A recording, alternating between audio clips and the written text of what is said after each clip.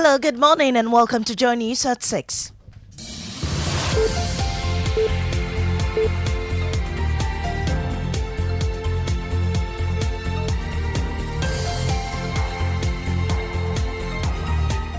The news is live on Joy 99.7 FM and hits 103.9 FM in Accra. In Kumasi, we on Love 99.5 FM and over 30 affiliates across Ghana's 16 regions. Get radio, TV and online content on the myjoyonline.com interactive app for Android and iOS devices. Coming up, Ghana Federation of Labour discloses that SNIT is proceeding with talks to sell its stake in 4 hotels to Brian Champion's company despite petition before Shraj.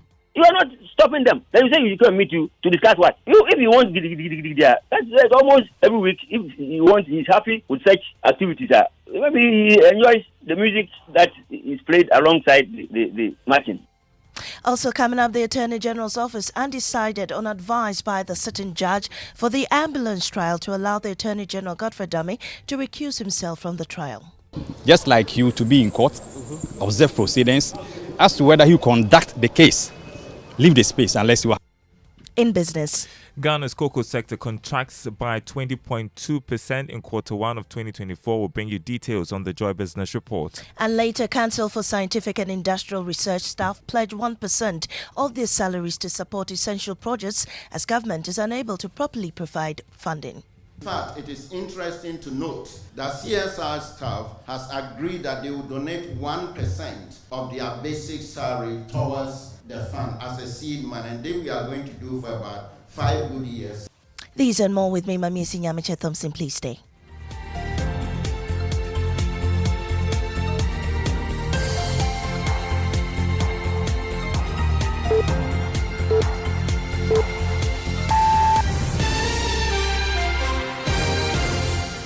The Ghana Federation of Labour says SNIT is proceeding with talks to sell its stake in 4 hotels to Rock City owned by Minister of Agriculture Brian Champon despite a petition before the Commission on Human Rights and Administrative Justice Shraj. The minority in Parliament led by North Tong MP Samuel Okudzeto Ablakwa and representatives of organised labour yesterday staged a massive protest to petition the President to halt the sale. Maxwell Agbagba has more on this report. Let us all unite to... Hundreds of them poured onto the streets wearing red and singing patriotic songs. The songs were changed to reflect their mood and anger.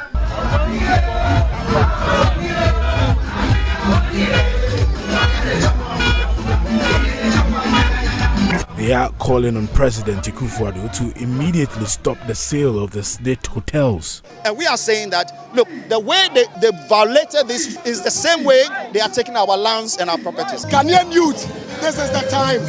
This is the time. Don't sit back and say, I'm foul. There was an unexpected guest at the protest, the Lawulano, Ni Yemo Obroni, who is the high priest of La. They are taking our property on lawful way. Samuel Okudzeto Ablakwa later presented a 15-point petition to the Deputy Chief of Staff, Emmanuel Edumwa Bosman. The Deputy Chief of Staff received the petition and said government will study it and get back. On behalf of the President, I'll submit same, and I can assure you that it will be looked into and the appropriate measures taking place. And that's Maxwell Agbagba's report. Now speaking to Joy News, Secretary General of the Ghana Federation of Labour, Abraham Kumsin, said he's appalled by the president's posture to calls for him to intervene. Oh yes, they have not stopped it. Even though there's a petition before Shraj and Shraj is investigating this. Oh, this bureaucracy. You know how things work in this country. I mean, the Shraj, how soon are they going to finish this? Shraj cannot injunct the process. I don't think they can do that. They don't have that authority to injunct the process. So they will still go ahead and do whatever they want to do. Well, he added that the Federation will boycott a meeting at the request of the President next week as a sign of its displeasure. I won't go there. I won't go. I don't know what I'm going to discuss. It's as simple as just tell people that, look, Employment Minister, make sure this whole process is stopped. Abraham Kumsin is Secretary General of the Ghana Federation of Labour. Now to the courts, Deputy Attorney General Alfred Tuah has stated that no decision has been made regarding whether Attorney General Godfred Dame will handle the remainder of the ongoing ambulance trial. Despite this, Mr. Dame is not barred from appearing in court. During Tuesday's cross-examination, the Director of Public Prosecution questioned the third accused, Richard Jakpa, even though the AG was present. Deputy AG Alfred Tuah noted that his boss has the right to be in court and it will be determined in the coming days whether he will conduct the trial. You watch out the space, whether the AG will stand to conduct the case or will observe the proceedings. But technically, the right, just like you, to be in court, observe proceedings. As to whether you conduct the case, leave the space unless you are. But if you are even a litigant in court, and you are subject matter of a certain litigation, don't you reserve the right to be in court? Even if AG was the one being prosecuted, he has the right to be in court. And so today he came to court to observe proceedings, as you came to do. But it's beyond observing. You wait until we get to the end of the proceedings. If you come, you know. If you don't come, you also know. Now, the Interior Minister has been summoned to Parliament to address the escalating cases of strange killings in the northern regions. On Tuesday, the bodies of two night duty security men, one burned, were found in the Wa municipality in the Apawu region. In the Savannah region, over a dozen people have died, suspected to be victims of serial killings. The second Deputy Speaker announced that the Interior Minister is expected to appear in Parliament next week. We'll hear from him shortly. First, listen to MP for Wa Central, Abdul Rashid Pelpo. And we are calling on the police to be up and doing. This is very basic to my thinking, that if people are killed and they are still in the same vicinity today and no arrest has been made yet, Mr. Speaker, we think that some more has to be done. So, Mr. Speaker, apart from asking the police to do something about it, we are asking him to be present here to report to us exactly what has happened. We can now listen to the second Deputy Speaker of Parliament, Andrew Esiamwamako, who says the Interior Minister, Henry Korte, is expected to appear in the House next week to brief the House. I will wish that probably you seek personal discussion with the Minister first. If that will not do, then we can invite the Minister next week to come. So my ruling is that, honourable member, try and get the Minister and speak with him this week. If that is not possible, next week we will invite the Minister here. Safe driving saves lives. Drive safe. Now, road accidents are the leading cause of trauma cases at the Komfo-Anokye Teaching Hospital in the Ashanti region, with 1,984 cases recorded in 2023. Tricycle and motorbike accidents are the most common. Nana Yaujima has more on the following report. 35% of the 5,671 cases of trauma recorded at the Komfo-Anokye Teaching Hospital last year are from road accidents. The statistics further revealed 7 out of the 10 trauma cases are accidents from tricycles. In the year under review, Ashanti region recorded the second highest road accidents in the country. Since the teaching hospital is a referral center for about 12 regions in the country, the trauma cases have heightened. Deputy Medical Director Dr. Labi explains the hospital is sometimes burdened by the number of cases recorded. When the trauma patient comes, as I said, it's not only the trauma orthopedic surgeon, it's not only bones that they have to treat. There's soft tissue injury. When we say soft tissue, like the muscles, the skin, the tendons, right? Sometimes someone has an injury to the chest. The cardiothoracic surgeon has to come in. Nana Yaujima with that report. Now, in an effort to enhance scientific research and development, staff of the Council for Scientific and Industrial Research, CSIR, are committing 1% of their salaries for the next 5 years towards funding essential scientific and developmental projects. Professor Mike Osei Atwinubwama is chairman of the Fund Planning Committee. Currently, we will say that CSI have some challenges for resources for research and development activity, and the financial contribution from our government is very much limited. And because of that, it becomes very necessary for CSI to find our own funding source. And that is. And now to the National Science and Maths quiz.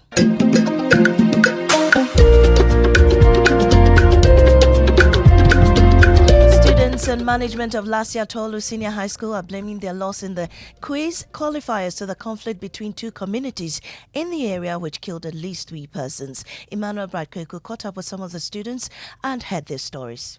The few of us who were left in school to prepare for the quiz were still going to class, but when the conflict started, we were confined in our hostels. You can't go to class, and so all of those things kept us from our resources. We're not learning for about 3 days. We're just doing internal studies, and we know we'll prepare and come better next year. We never do. Just as she rightly mentioned, you find yourself in an environment where there is conflict.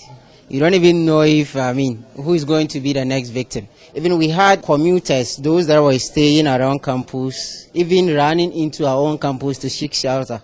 So if you have outsiders in your school, their presence alone could even frighten your students. And that's how we end this morning's bulletin here on Joy 99.7 FM. I am Amir Nyamiche Thompson. Up next is Business on the Super Morning Show.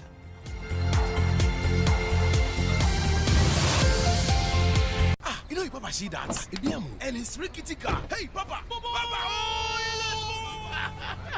Bobo, so how's your engine now? It is half man, half amazing. Thanks to Quartz and you can feel better energy. Can't touch this. Actually, guys, so Sancho's engine just died like that? Yes, so somebody managed to convince him that there is a better engine oil than Quartz, and he switched. Sancho Panzapa. Now, which engine oil can be better than Quartz? No other, my guy. Quartz with its age-resistant technology, it keeps your engine younger for longer. Now you know. Have you guys seen the new bottle design? It's superb. Quartz 9000 from Total Energies there improves fuel efficiency. Why do you think Mr. Mane and Logoso have taken the Quartz Nation movement World Cup like that? Sorry. Chairman. Quartz. Keep your engine younger for longer. Elam's story began 24 years ago, and it's all led up to this moment. From the first day in senior high school, the laughs when his friend Skelo had 0 in an exam, an M.T. fan getting broke, narrowly passing Prof. Shiwele's exams. He remembers it all, especially that long advice from Papa about what will really be at stake if he doesn't pass his exams. All for this very moment. Elam Jakpata, first class honors. Everything to look forward to. And just like Elam's story, Absa Bank believes there's something special about your story. And we invite you to write it with us. Your story matters. Absa.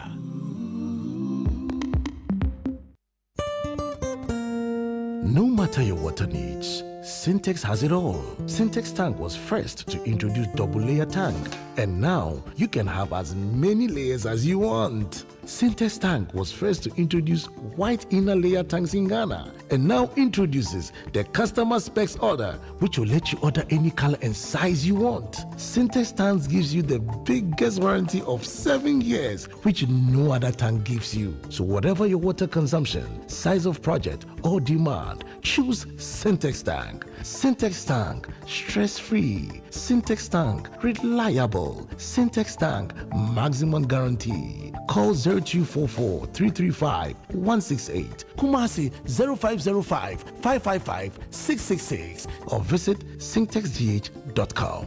Syntex tank, a strong, a tough.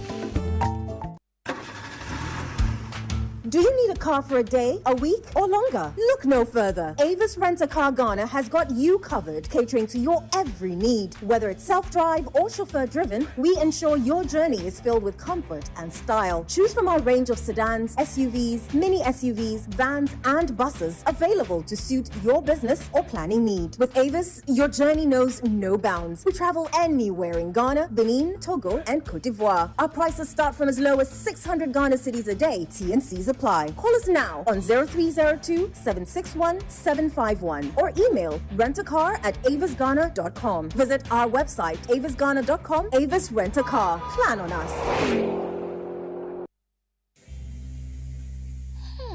Someone smells great here. And fresh, my love. Ha, I wish I could stay in the shower all day. I know, right? Nothing beats a bath with geisha soap. It smells so good, it lasts long, and it's enriched with natural ingredients that work wonders for my skin. And it now comes with a fresh new look, giving us even more reasons to love our geisha bar. New and improved geisha soap. Great new look, better fragrance, same natural ingredients, still all last time. This advert is FDA approved. Be strong and last long. Like geisha. For Pepsodent, smiles are one of the most important things we have. The problem is, globally, 1 in 2 children suffer from cavities. Pepsodent, with maximum cavity protection, helps to prevent the formation of cavities. Pepsodent, because every smile matters. This advertisement has been vetted and approved by the FDA. Hello? Yo, bro! SG Ghana has done it again. Low interest rates on loans this year too. Yatisubium. Kojo, I'm at church. Better double your offering because SG Ghana is about to bless you. Yatisubium. Low, very low interest rates on loans this year too. It's difficult to keep good news to yourself, especially when it can transform your life and those close to you. SG Ghana went low on interest rates last year, and this year we are even lower. Yes, Yatisubium. Get the money you need to turn your dreams into a reality. Visit any SG Ghana branch near you and speak to our dedicated staff about the amazing Yatisubium loans today. You can also call 0302-214-314 for more details. Kojo, it's 3 a.m. What now? Yatisubium, oh, Yatisubium. Okay, bye. Societe Generale Ghana. The future is you. Akwafu. Good morning. Good Kojo. morning. Good to see you. It's great to be back. Yeah, I was off for a couple of days. Look, I don't understand this thing. In 2021, we got about $1.3 billion in aid. $1.3 billion. 2022, we crossed the 1 billion mark again, almost 1.1 billion. More than so many other African countries. More than Benin, more than Angola, more than Eritrea. We get more aid than Eritrea. More than the Congo, more than Liberia. We are being treated as bigger paupers, bigger beggars than all these countries. Madagascar, we get more than. The question is, what in God's green earth do we even do with the money? And what do we give in exchange for it? Because aid is not free. It's not free. Nothing is free in this world. I thought we started a Ghana Beyond Aid campaign. Have you whatever seen that was. Did you ever see a plan for it? I mean, after the president said it, did anybody even write down one sentence about how we will do it? Or has it just remained a slogan for almost 8 years? Ghana Beyond Aid. Yeah. I mean, have you seen a Ghana Beyond Aid plan anywhere? I haven't. So nobody is working towards it. But we keep saying it. We're rather going for more aid than before. These days, we go to South Korea. South Korea. $2 billion, I think. Yeah. To pay South Korea. We go to them for aid. Not alone, Grandpa. We go as a group en masse to go and beg and take pictures so that they will give us money and tell us how to use it. Chale, on you. It's bad. It's very bad, Kojo. And you see, what Lord Boateng was pointing out in that lecture he gave at UPSA is that as long as you depend on someone else, you will never ever build your own destiny. You will never decide what your own future should be. I agree. And the evidence abounds all around us. We are enslaved. We are enslaved to our benefactors. Telling me that thing is depressing. It's very depressing, yeah. Anyway, we've got things to do. Let's get to them. This morning, the Joy Business Report comes your way. And as always, it comes thanks to the benevolence of friends, right? yes, them benevolence, this one we like. That's a good one. For the Joy Business Report, we are grateful to Omni Basic Bank at your service. But for the 6 a.m. news, it was all down to Total Energies. Total, we go the extra mile for you. And Absa Bank Ghana Limited, your story matters.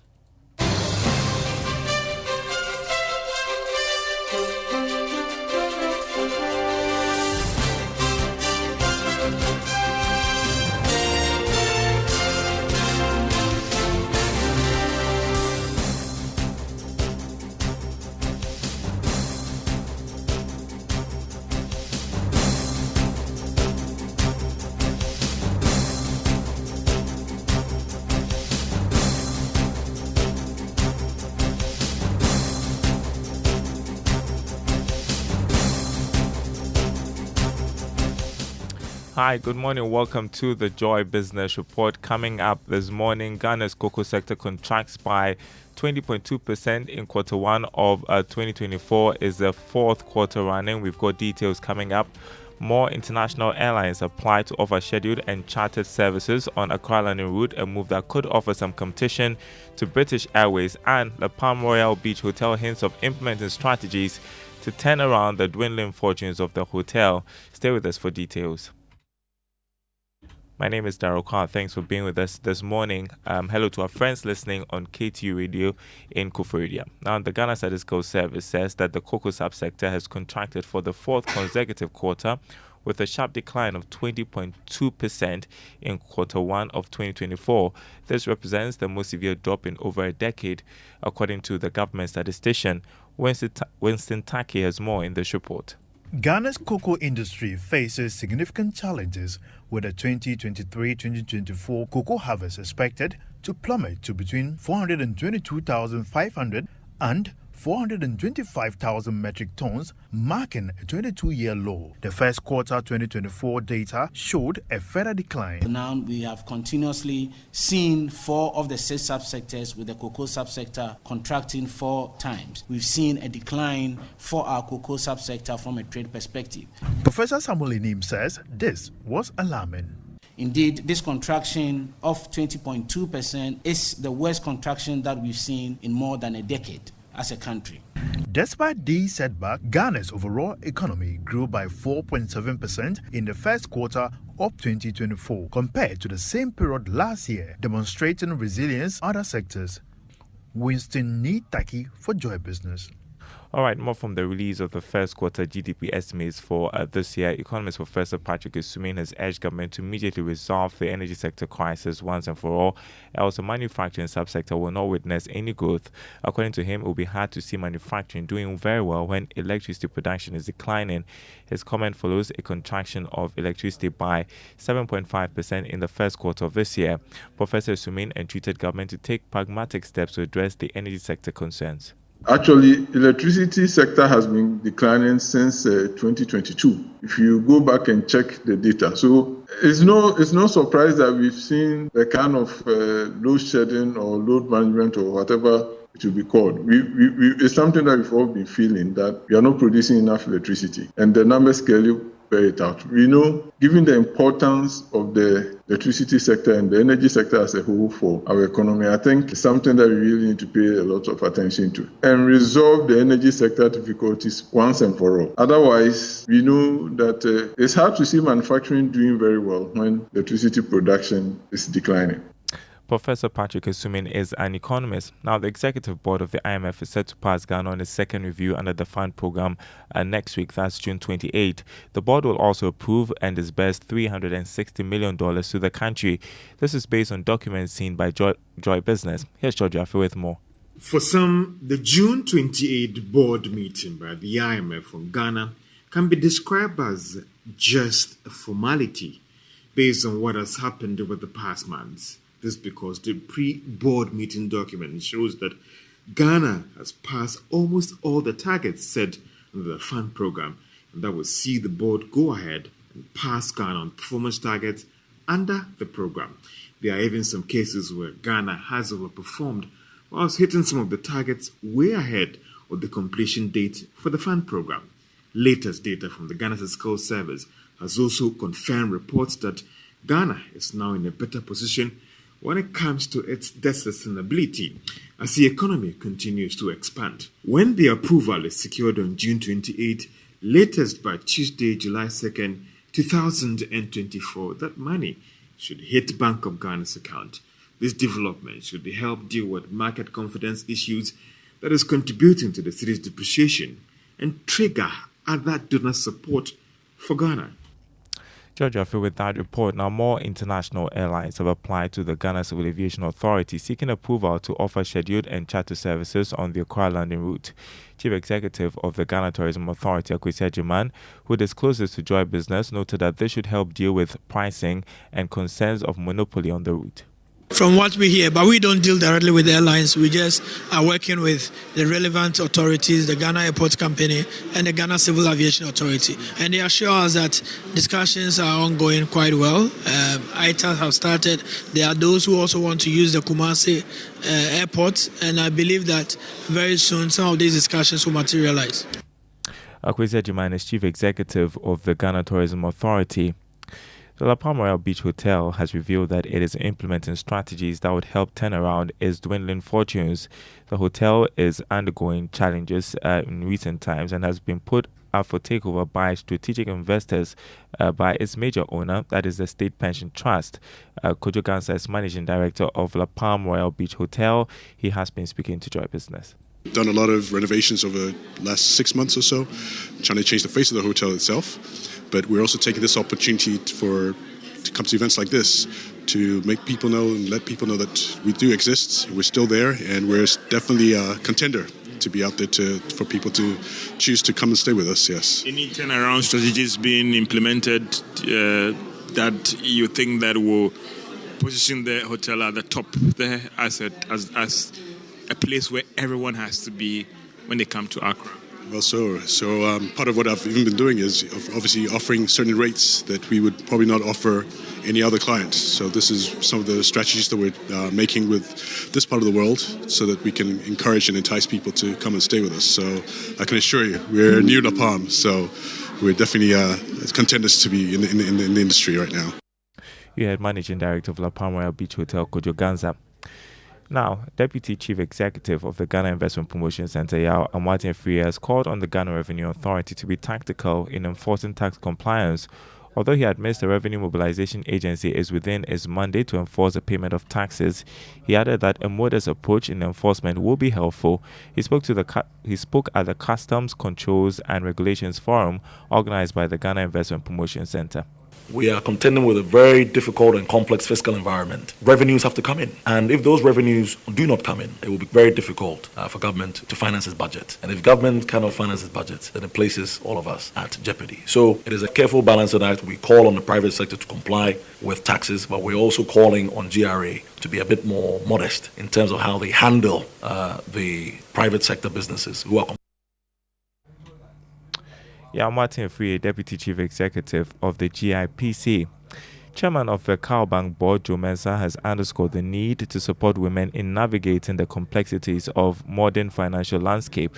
According to him, the rapid technological advancements and evolving customer expectations need proactive measures to meet customer demands.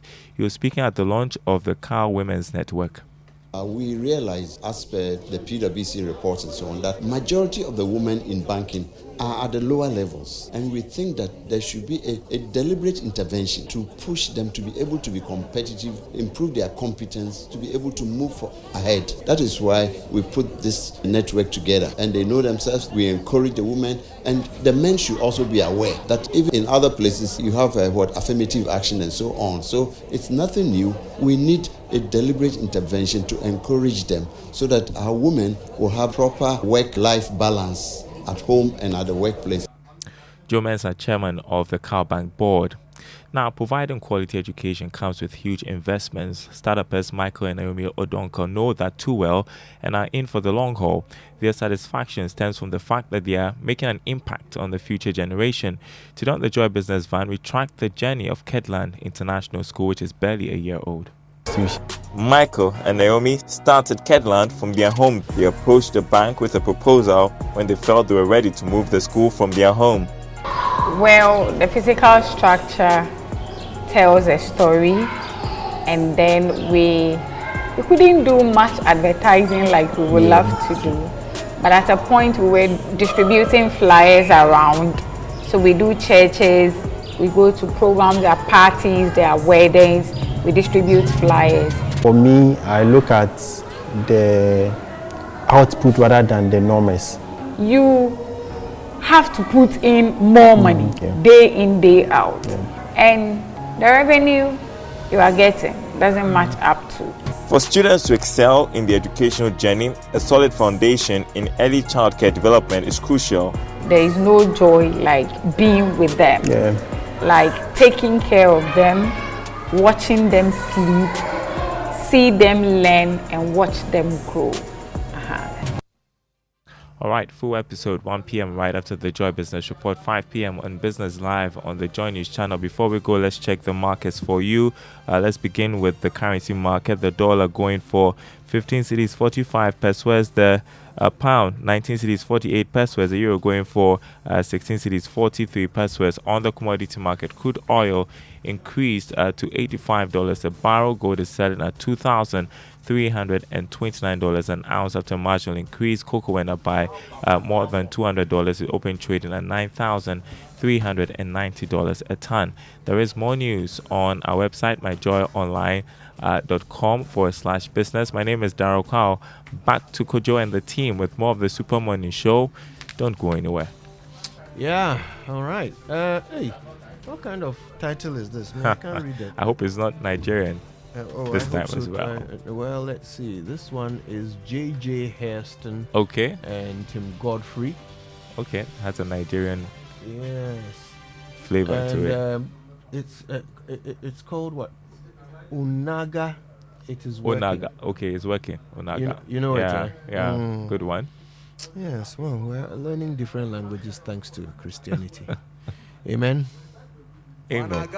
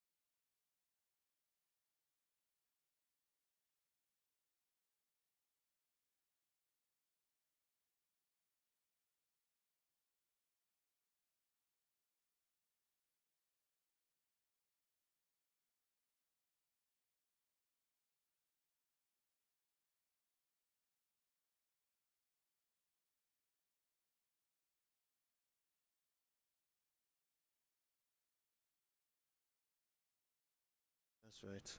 What's Onaga was a baby them? There's a lot of songs I've heard. I prefer God Did. Raymond was enjoying on repeat. the opening song this morning. Yeah. He said I should make sure I don't talk until Rick Ross finishes. There's a friend of mine who says, if you want to listen to a song till the end, don't listen to it on radio. Go and download it yourself. We cannot have uninterrupted peaceful engagement first thing in the morning with a song without Kojo Yansin having to come and be telling us that we have to go back to Ghana without or with 8 or Ghana for beyond 8 or Ghana beyond 8. Ghana under 8. No. It's not Kojo Yansin who was telling you. Yeah, it is. It was President Akufo-Addo followed by Lord Boateng. Media, whom am I? You know, there are so many people in this republic who, hearing President Akufo-Addo speak like that previously, has so much hope in him. I won't lie to you. You remember there was a gentleman I spoke to right there. I think it was on Ghana Connect, who had come from the US to set up in Ghana because he's heard of renewed vision for an African country with a leader he believes in. And we spoke to him right here. You see, I've said this before. A lot of our policies... Anyway, man proposes. Yeah, but a lot of our policies and programs are rushed through. So the Ghana Beyond Aid, there was a charter that documented everything led by Yao Safumafo. I mean... Do you know, I was trying to find that this morning. I couldn't find it. Oh, I mean, I have a copy of it. Okay, yes. Yes, I have a copy of it at home in hard copy. I mean, I was trying to get it last night because I couldn't find my copy, and I recognized that that site was unsafe. That's a matter for another conversation. But there's a charter for it. And you abandoned it and asked me to go and look for the unsafe document and share with you. Let me continue. Yes. See, one of the things I've realized in our part of the world is that we rush through the implementation of policies and programs. It's like we want to tell the story within our tenure. What we don't know, what we don't realize is that you can actually, the vision sometimes could take 10, 15 years to realize or to be achieved. But we would look back and say, you started this process. That's one thing we don't do here. Yeah. So I want to be the one who started and achieved it. And so a policy like one district, one factory. We had no business running around the country saying, bring business ideas and let's start building factories from scratch. In fact, when the very first budget of this government was read in 2017 March, there was a 2 million equity seed funding for all districts for one district, one factory. The reason being, the state had a role to play, and the state had a role in attracting the right investment. But in attracting even the right investment, this is the funny part. Our local economic development policy says you must form a district committee, economic committee, which will engage everybody to know your competitive advantage, get a buy-in from the people. And as we have said, and as research indicates, 60 to 70, so some put it at 60, some put it at 70, some put it at 80. So we say 60 to 80%, Raymond, of new jobs are created by existing companies and not new companies. We had this in mind. But we just wanted to say that we have established this number of factories. So went around the country, invited people. Some of these factories today are not operational because we did not start right. Anyway, let's get into our Drive Safe campaign. We'll come back to this. Now, the Drive Safe campaign is brought to you by Joy News and the Multimedia Group and supported by Toyota Superior Quality. Now, you need to know defensive driving. This is when motorists use accident-preventing techniques with a focus on driving safely. You may even be eligible for a defensive driving discount in some countries if you really deploy it properly. First and foremost, be aware of what other drivers around you are doing and expect the unexpected. Assume other motorists will do something crazy and always be prepared to avoid it. Keep a 2-second cushion between you and the car in front of you and make that 4 seconds if the weather is terrible like we have nowadays. You should also have a safety plan and build time into your trip schedule to stop for food, rest breaks, phone calls, or even other business. And adjust your seat, mirrors, and climate controls before putting the car in gear. Pull over to eat or drink, and don't be distracted by these things. It will only take a few minutes of your life. It's better to be late than to be called the late. Indeed. Yes. Very useful tips. These days that I travel to Cape Coast so often because of my work on the FASHA Planning Committee, very important things I need to check every time I'm taking a trip, and it's important for everyone to do the same.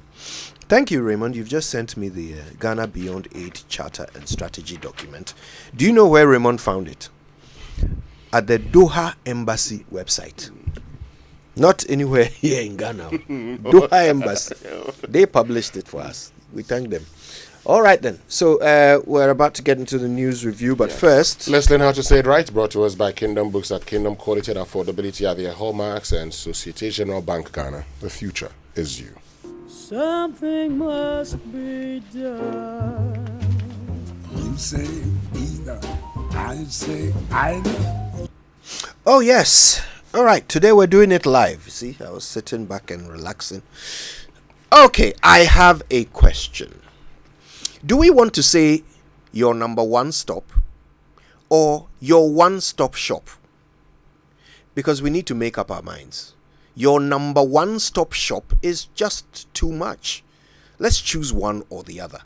Your number one stop or your one-stop shop, if we want to say it right.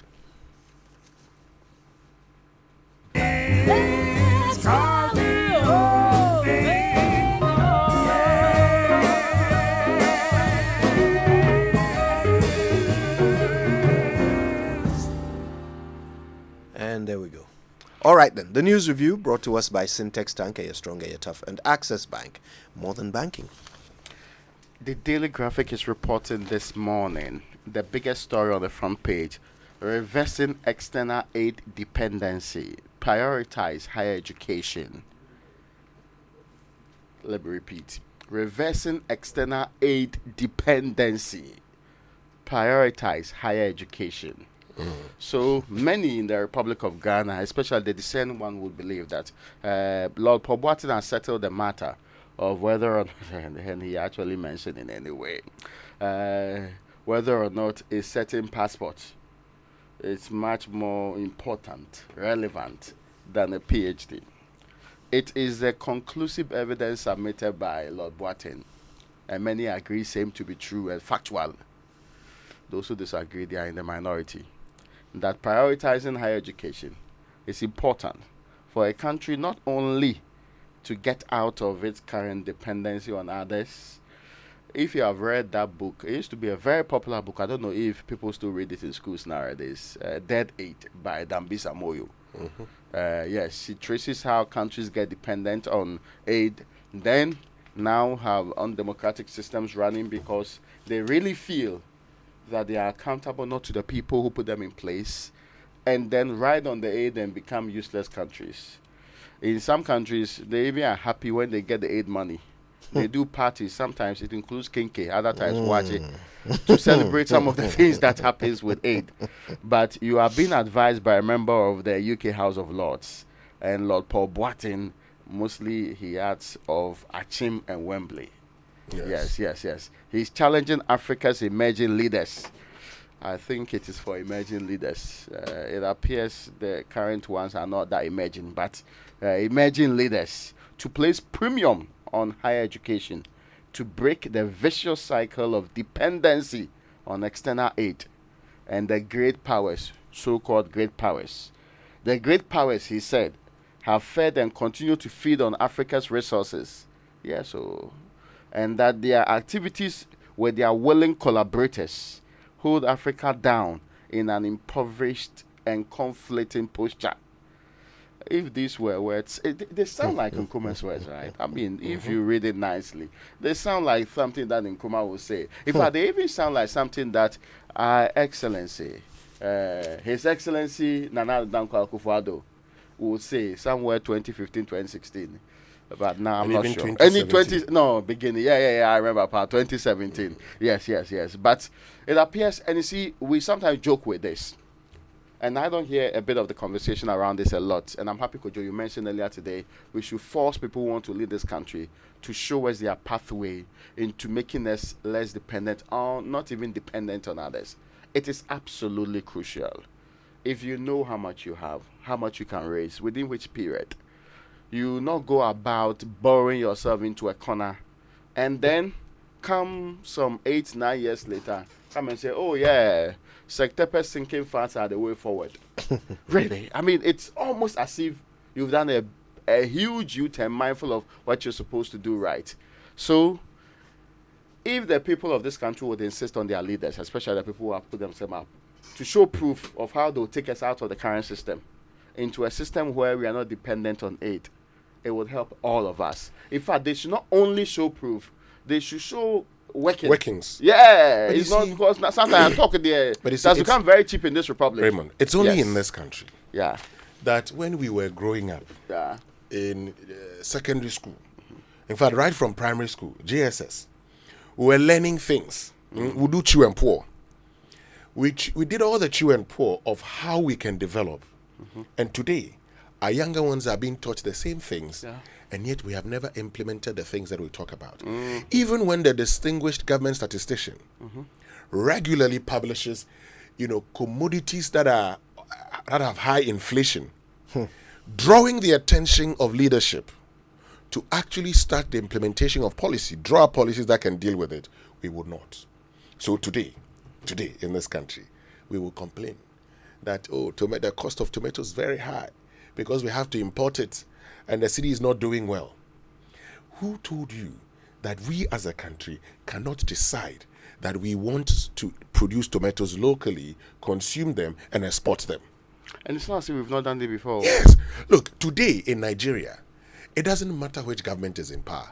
Dangote will be powerful. Yeah.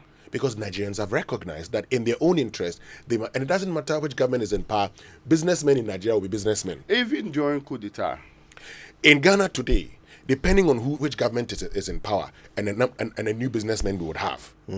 Your right to have a successful business depends on which party you support. That's true. And in deciding we wanted to do planting for food and jobs, I don't know who told us to always focus on the number of farmers. We could have identified Raymond Akwa and said, Raymond, we're going to give you $10 million to expand your farm to cultivate, say, 10,000 acres. Yes, do our farms. It's as simple as that. But you see, if we say we give Raymond $10 million, we will not get a story that says we have supported 10,000 farmers. Yeah. And that's the achievement. The achievement is 10,000 farmers. The achievement is not how we've been able to reduce our imports in this country. That's why smart people still justify why we put money on tables and go and ask constituents to come and line up in the name of giving them mass lock loans in the 21st century, with the hope that these so-called handouts, which really are given to party members, become the source of entrepreneurship that they will need. Because if they can't pay, it becomes another trouble. Yeah, because so they are not paying. When you knew that you were giving them when they were delegates. Yes. Why is it that MasterCard is able to give loans to Ghanaian farmers who are able to make profits and pay back? Farmer State and Co. Yeah. Yes. But when the state does, after all, when you give him chicken change, what do you expect from him? In any case, they don't give it to you as a loan with the expectation that you're going to be productive with it. They give it to you as a loan with the expectation that you will vote for them. It's all vote buying. Let me get to the daily guide for today. Hotel demo, protesters clash, police clash. I mean, this is the 21st century, 2024. We don't have to get there. Court throws out suit against IGP and 2.37 million euro ambulance case.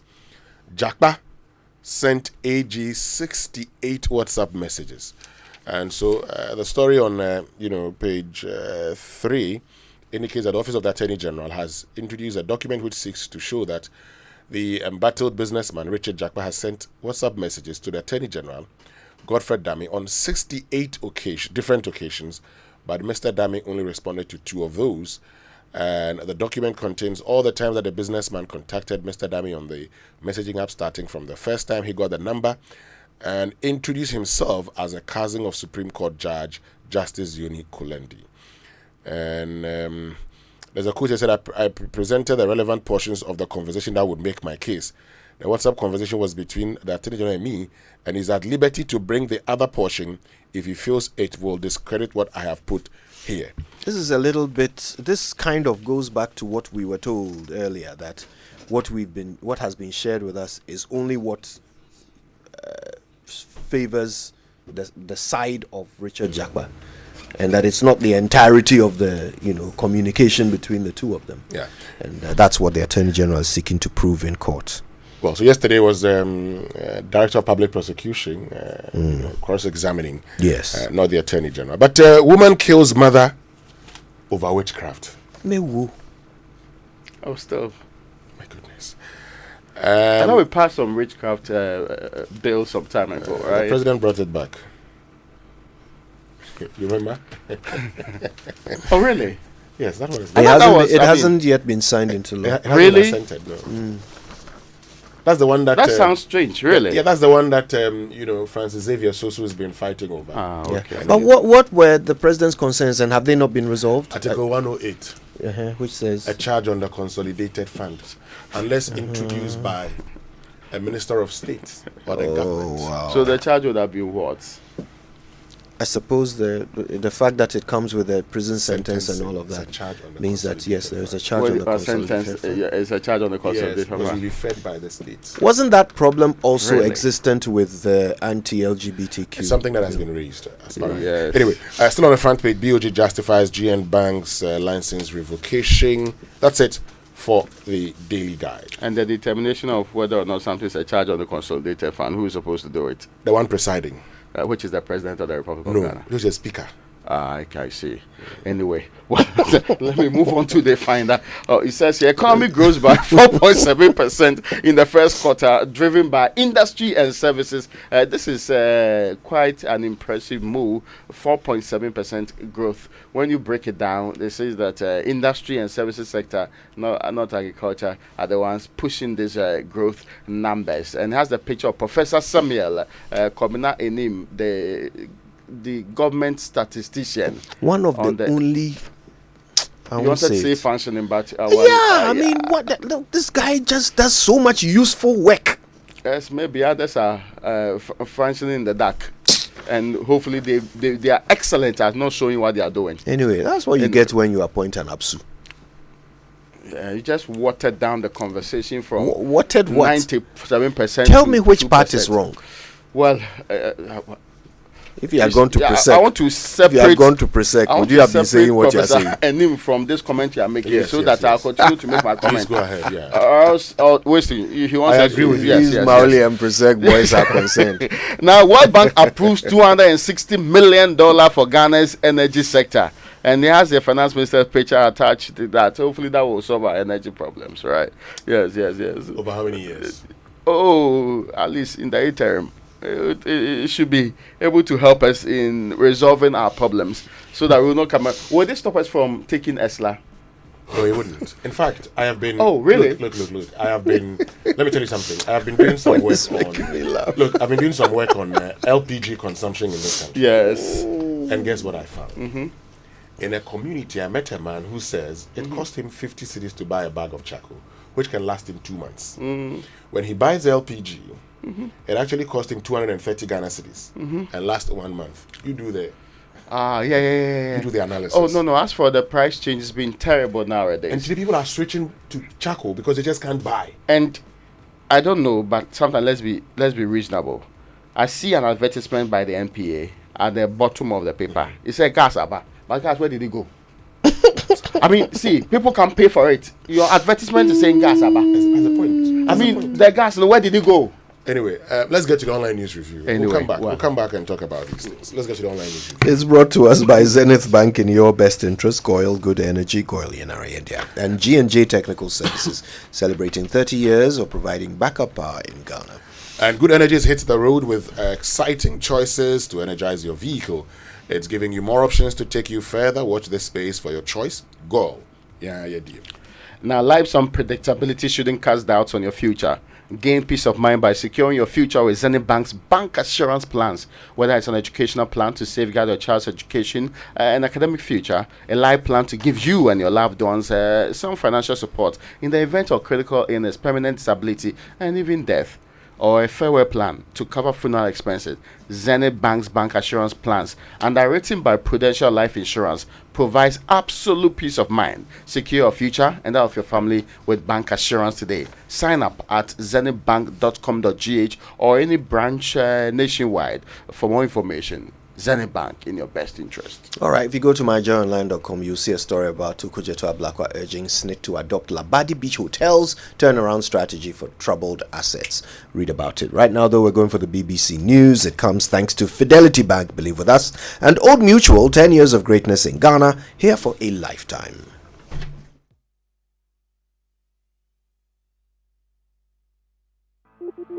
For decades, we have helped businesses connect with their trade partners all over the globe. From Ghana to Burkina Faso, Côte d'Ivoire, Benin, Togo, Senegal, China, Morocco, France, Netherlands, and many other countries. We have made it possible to bring Ghana to the world. We have brought small and medium businesses closer to their customers across the regions in Ghana with our SME support facilities. We have brought relief and smiles to the faces of families with our employee personal loans. With our cutting-edge technology and digital support, we take the burden of complex thinking off you, making life simple. That is who we are, as close as a partner. Bank of Africa. We are indeed the African bank with the global reach. Good energy hits the road with exciting choices to energize your ride, giving you more options to take you further. Watch this space for your choice. Goil, yeah. Accra and many parts of Ghana face many challenges each year, including inadequate housing and flooding. Many lack access to affordable, safe, and sustainable housing. Meanwhile, yearly flooding disrupts lives, destroys property, and takes a toll on the economy. This is why the Bench 2024 seeks to bring together key stakeholders to tackle Ghana's housing and hydrology challenges through collaboration. Under the theme, Enhancing Collaboration to Tackle Ghana's Housing and Hydrology Challenges, we will work together to create lasting change. Join us at the Labadi Beach Hotel, Accra, from July 2nd to 4th, 2024 to be part of the change. For more details and to secure your spot, visit www.benchh.mwh.gov.gh or call 0249 532 984 today. See you at the Bench 2024. Join us this summer for the prestigious International Conference on Property Investment and Profit Making, the ultimate guide to financial freedom. Delve into the theme, how to earn and maximize passive income through commercial property investment in the United States. Mark your calendar for 29th and 30th October 2024 at Trump Towers International Hotels, Chicago, USA. Register now to secure your spot. Early bird registration ends 15 July and standard registration closes on July 30th, 2024. Registration starts from $500 to $1,550, which allows you 2 nights stay at Trump Towers Hotel, Chicago, lunch buffet, welcome cocktail, conference ticket, and many more. For those in need of visa support to attend, visit our conference website on conference.chicagowestluxuryhomes.com and register to get an invitation, or call us on 0536 502295 for further information. Radio station.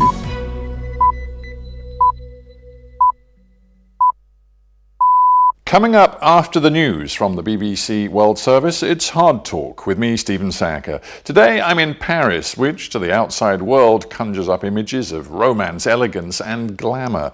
But the reality is more complex. There's poverty here, racial tension, and amongst some, distrust of the police. 3 decades ago, my guest, Mathieu Kassovitz, made a film, La Haine, Hate, which addressed these issues head on. Since then, he's become an internationally acclaimed director and actor and a powerful voice within French culture. So what's his take on where France is now and where it's going? What's going on right now in France has been there forever. 30 years ago, we had an election between Jacques Chirac and Jean-Marie Le Pen. I'm not shocked by what's going on, and I don't think it will change what we are. That's Mathieu Kassovitz on Hard Talk after the news. Hello, I'm Moira Alderson with the BBC News. The North Korean leader Kim Jong-un and Vladimir Putin have been holding talks after an elaborate ceremony to welcome the Russian president to Pyongyang.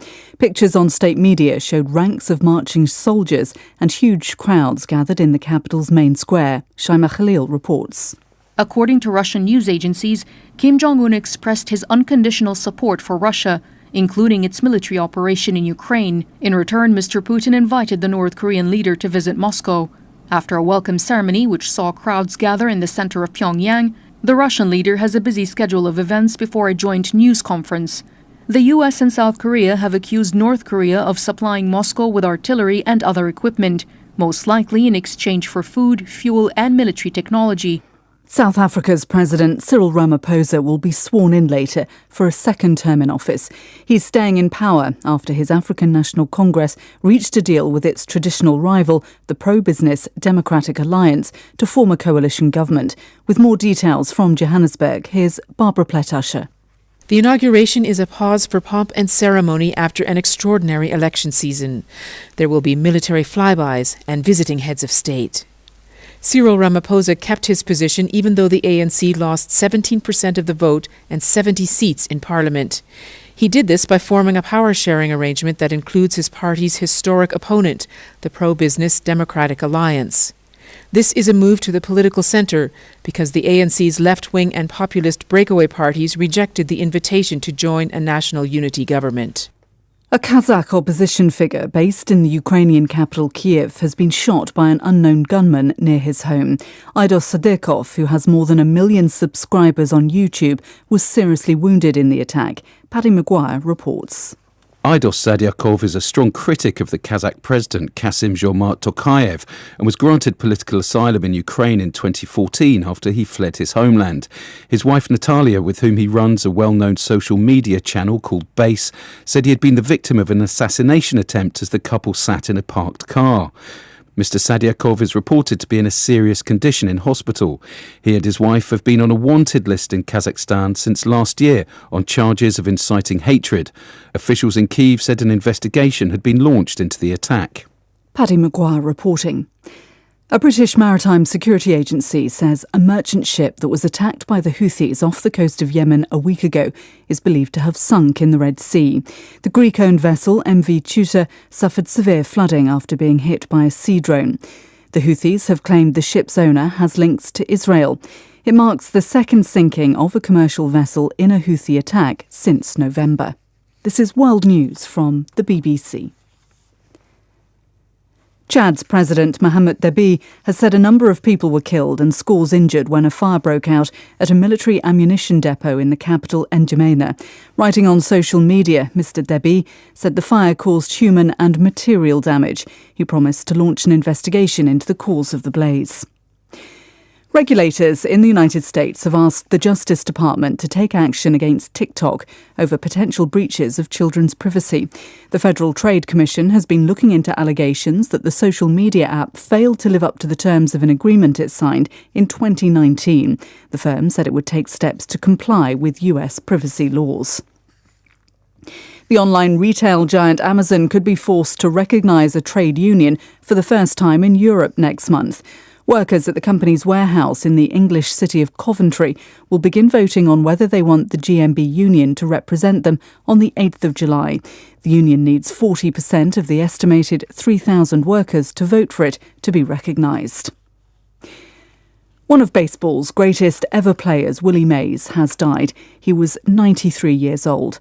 Mays became a huge star thanks to his batting power, lightning speed and athleticism in the field. Peter Bowes takes a look back at his life.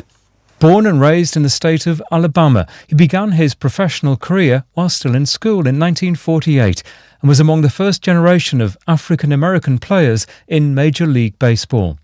With the San Francisco Giants in 1954, he played a pivotal role in defeating Cleveland in the World Series. He made a grab for the ball, forever known as the catch, that will become one of the greatest moments in the sport's history.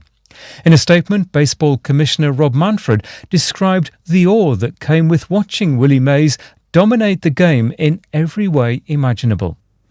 That's the latest world news from the BBC.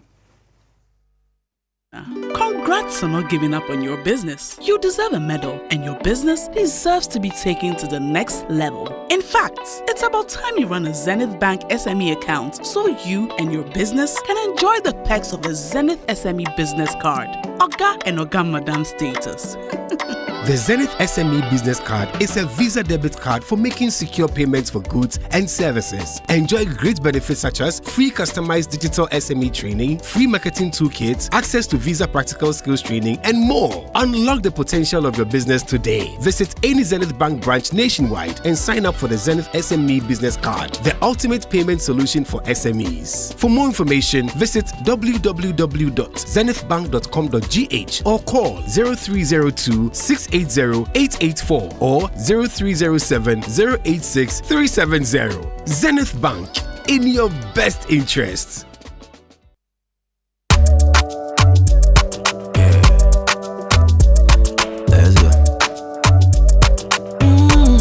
This election, ask your favorite politicians about their plans for tackling climate change and improving access to water, sanitation, and hygiene. Let this define who you vote for.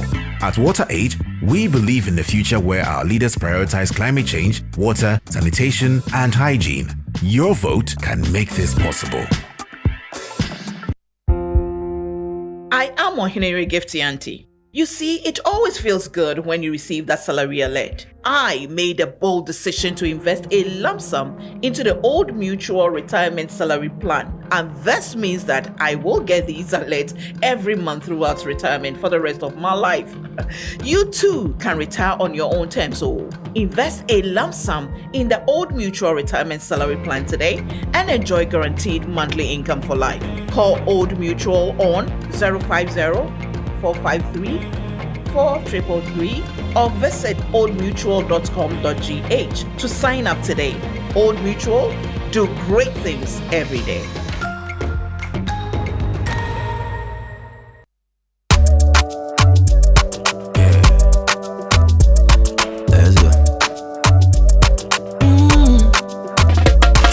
My body, when you wake up in the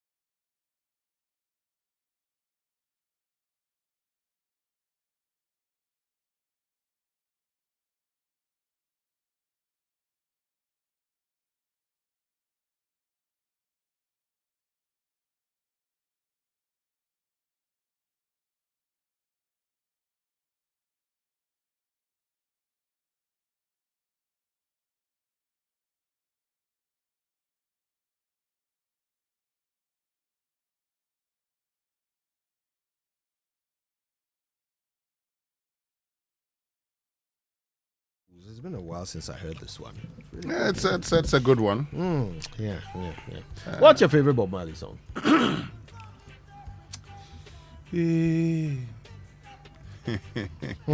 Satisfy my soul. I like that. That's nice. When I meet you around the corner. I was in meetings around the And corner. I want you to hold me tight. Oh, darling, feel darling. all right. I like that one. And I like Redemption song too. Oh, yes, of course. That's a global favorite. Yeah. May I remind people the actual lyrics of this song? Which one? Stiff naked fools. You think you are cool to deny me for simplicity. Yes, you have gone for so long with your love for vanity. I mean, and it says, yes, you have got the wrong interpretation. Yes. Mixed up with your with vain imagination. It's important. I mean, if you reflect on it deeply, strongly, who is denying you for simplicity? And again, you have gone for so long and you have so much love for vanity. You have to do soul searching. You have to do introspection to know whether this is being, you are the one they are talking about. In fact, it has a part that says here that the lips of the righteous teach many, but fools die for want of wisdom. The rich man's wealth is in his city. The righteous wealth is in his holy place. Think about it deeply. Papa, Yes, sometimes you need songs that will help you reflect. Yes. My favorite Bob Marley song is Could You Be Loved? Oh, Could You Be Loved? Yes. Don't let them fool ya. The Benjilo. What is Benjilo? Benjilo. Oh. Is it not that song that? Could you be loved? Benjilo. Yes. Oh, but what are you saying? That is. Oh, you can drop that one. Yeah, well, that with the people. I mean, the way you are creating yourself, could you something? How can you do this? What we know is Benjilo.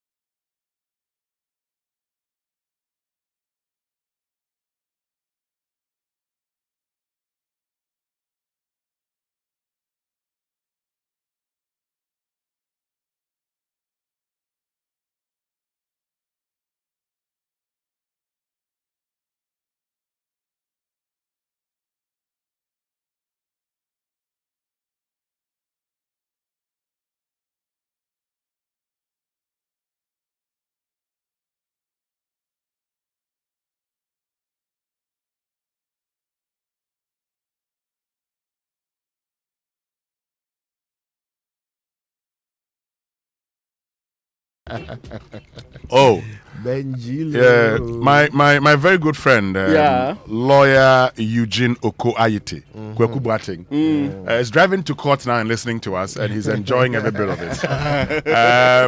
Oko, he knows the Benjilo song. I don't know whether you used to sing it that way. Okay. Eugene Oko Ayite. I don't know whether you also did the Benjilo, but whatever you did, Makuja, I thought you were going to drop my. Satisfy my soul. Oh, don't worry. I have it right. Yes, let me drop down before we continue with the plan for today. My pleasure.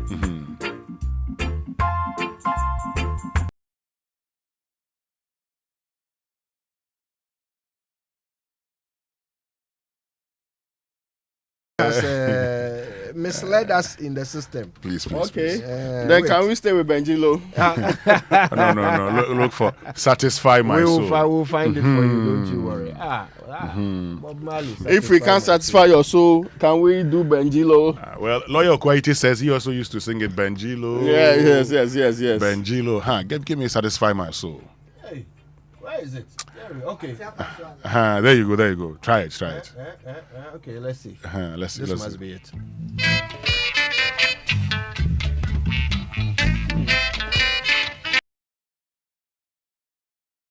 Is this it?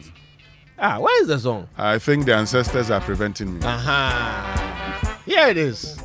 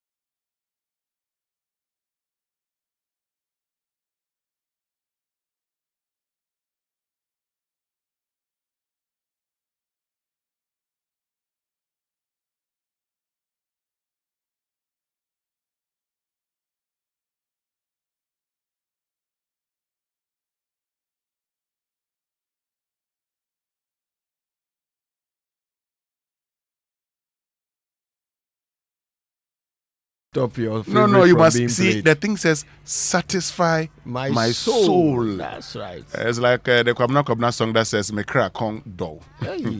Oh, I thought the way I was hearing, I thought it was in reference to God. heavenly realms. And I mean, satisfy Something my like soul. he wants to meet Now you me around- cry The kong man do. says, "When I meet you There is around the something he corner, wants to meet you around the corner. and I want you believe to that. hold me tight." Oh, then I've misconstrued that thing 100%. No.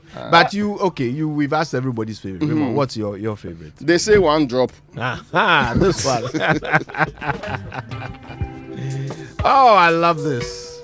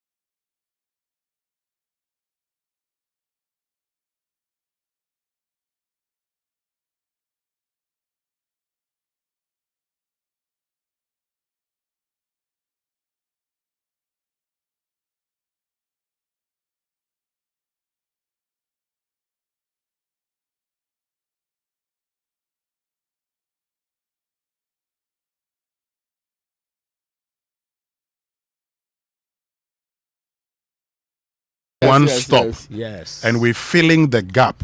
Yes. So feel this drum beat as it beats within, playing a rhythm, fighting against ism and schism. Singing.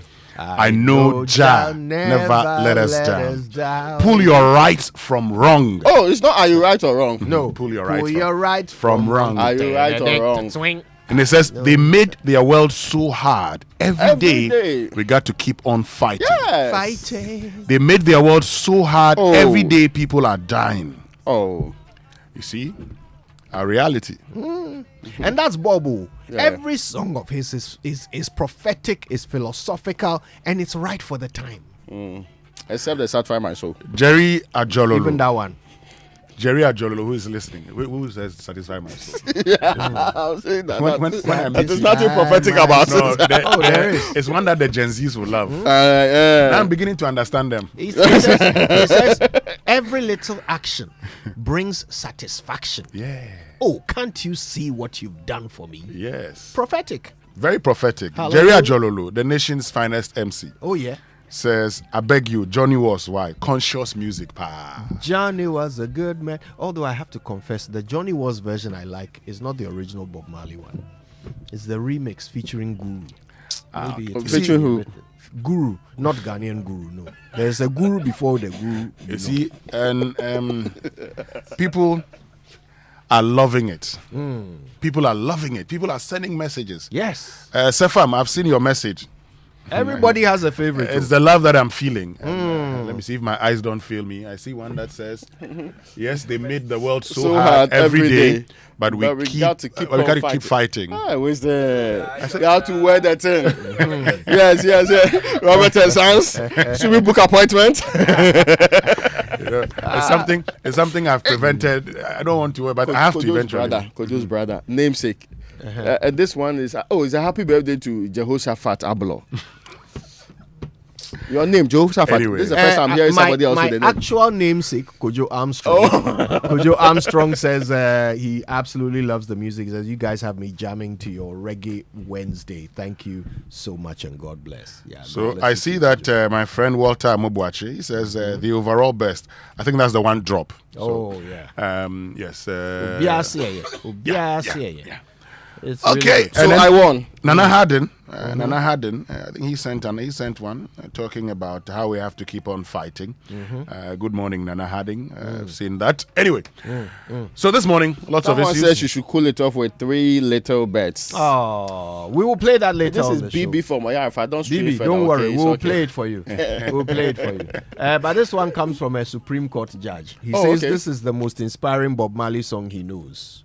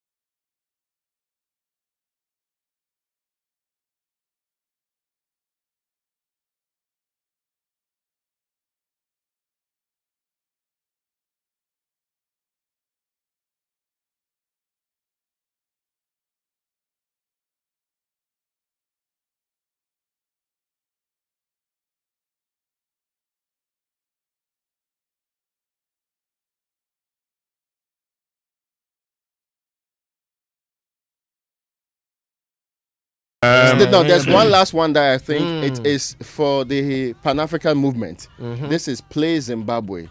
If not, I'll come to. Joshua, take Joshua, your time. calm down. Joe is very.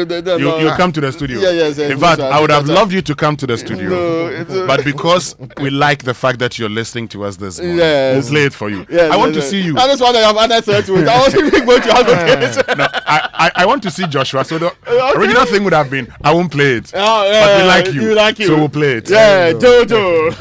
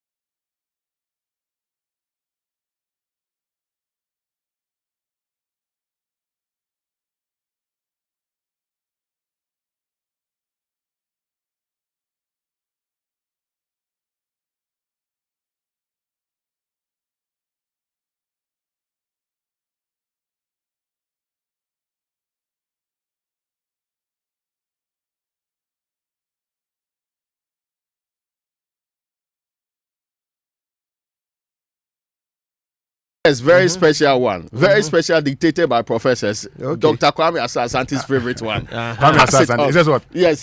Pass it on. Pass it on. Yes. Let me look for the lyrics. Doc. Here's the song itself.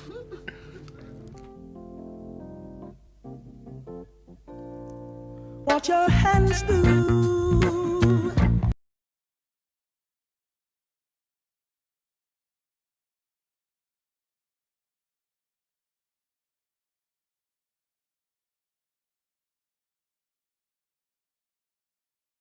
Bob Marley. Pass it on by Bob Marley. I got a message from my very good friend Komala Kluche. And Komala Kluche and I used to perform at entertainment in those days. Yes, those days that I had Afro. God. Komala Kluche just reminded me of our entertainment days. For purposes of emphasis, Raymond. Oh yes, there's Pass It On, Bob Marley and the Wailers. I'm playing it right now. But it doesn't sound like Bob Marley at all. Listen. In your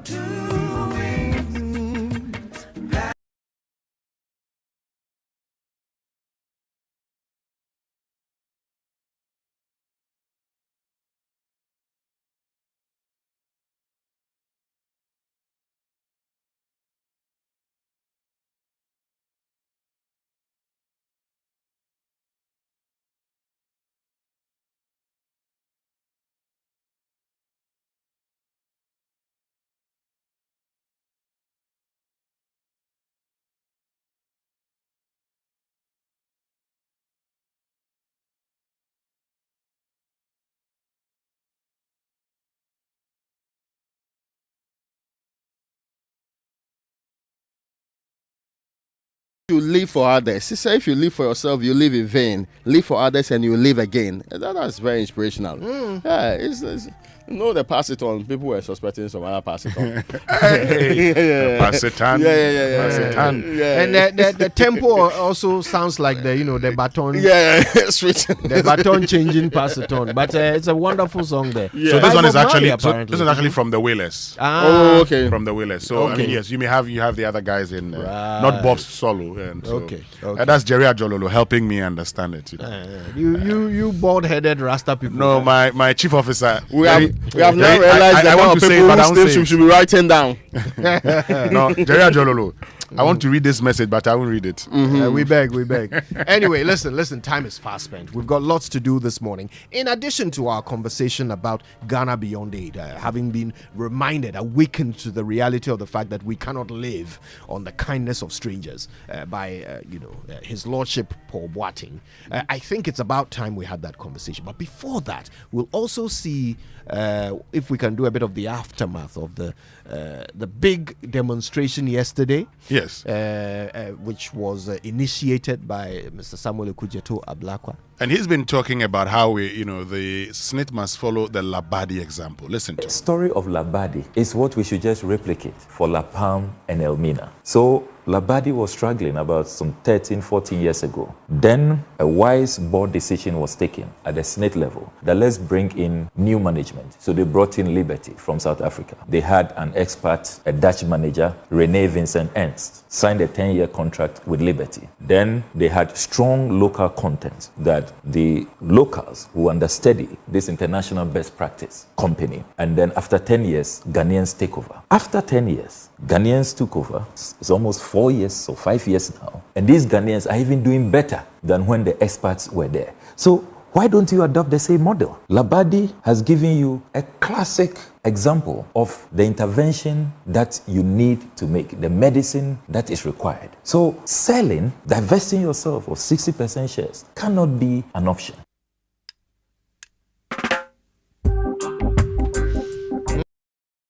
Yeah, that's what Mr. Okudzeto Ablakwa had to say about that. We'll be talking to him later on the show. Yeah, so what we do with these SSNIT hotels? You can also share your thoughts with us because you see, it's the fact that it's pensioners' money that's at the core of this. That shows that it's also your money anyway. Precisely. So whether you like it or not, you should have a say in what happens there, even though they don't give you a say most of the time. But you have representatives, including Labour, which is supposed to represent your interest.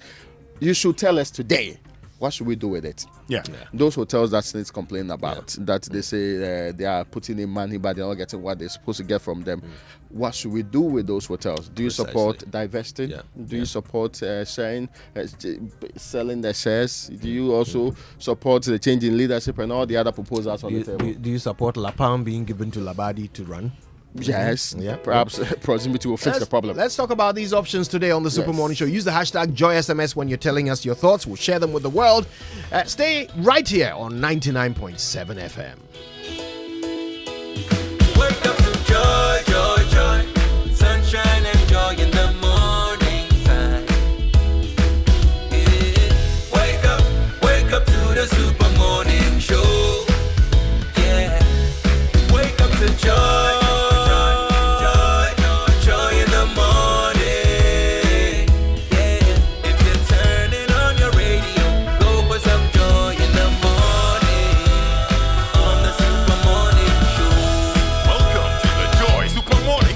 Oh, and by the way, we are seeing all of your tweets and your WhatsApp messages about the Bob Marley songs. We will come back to them. We'll give you more. Don't you worry. This is your superstation, Joy. What matters to you matters to us. Today it's all about a Bob, innit? All right. Now, before that, to the businessman, the trader, the parent sending money to the loved ones and business partners. Thanks to the Access Bank and PAPS partnership, you can now send money across borders hassle-free. Now you can send money to pay for goods and services, to make business transactions, and to cover school fees across Africa without worrying about foreign exchange losses or delays.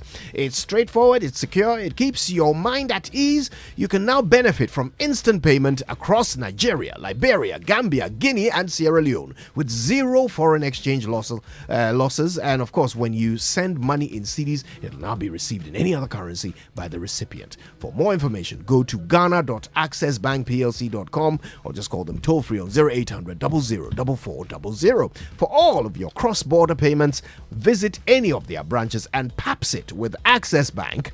More than banking. And you have a game-changing, innovative business idea or project that can impact society. This is your moment. Total Energies presents the 4th edition of the Startup of the Year Challenge.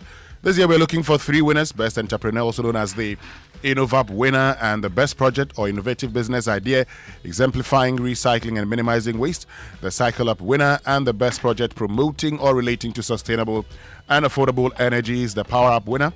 And that's not all. 4 additional projects in the Power Up category will be selected by an international jury. Don't wait any longer. Apply now at startupper.totalenergies.com for your chance to win financial support, professional mentorship, and a spotlight for your project. Terms and conditions apply. Hashtag Total Energies. Now, for the first time, Dubai Property Expo is here in Ghana by HJ Real Estates, located at 28 Joseph Broz Tito Avenue. That's in Cantonment here in Accra. It is opposite the Diamond in City Apartments. HJ Real Estates, your property advisor, presents exciting opportunities of investment in Dubai. Let me tell you why you should invest in Dubai, Kojo.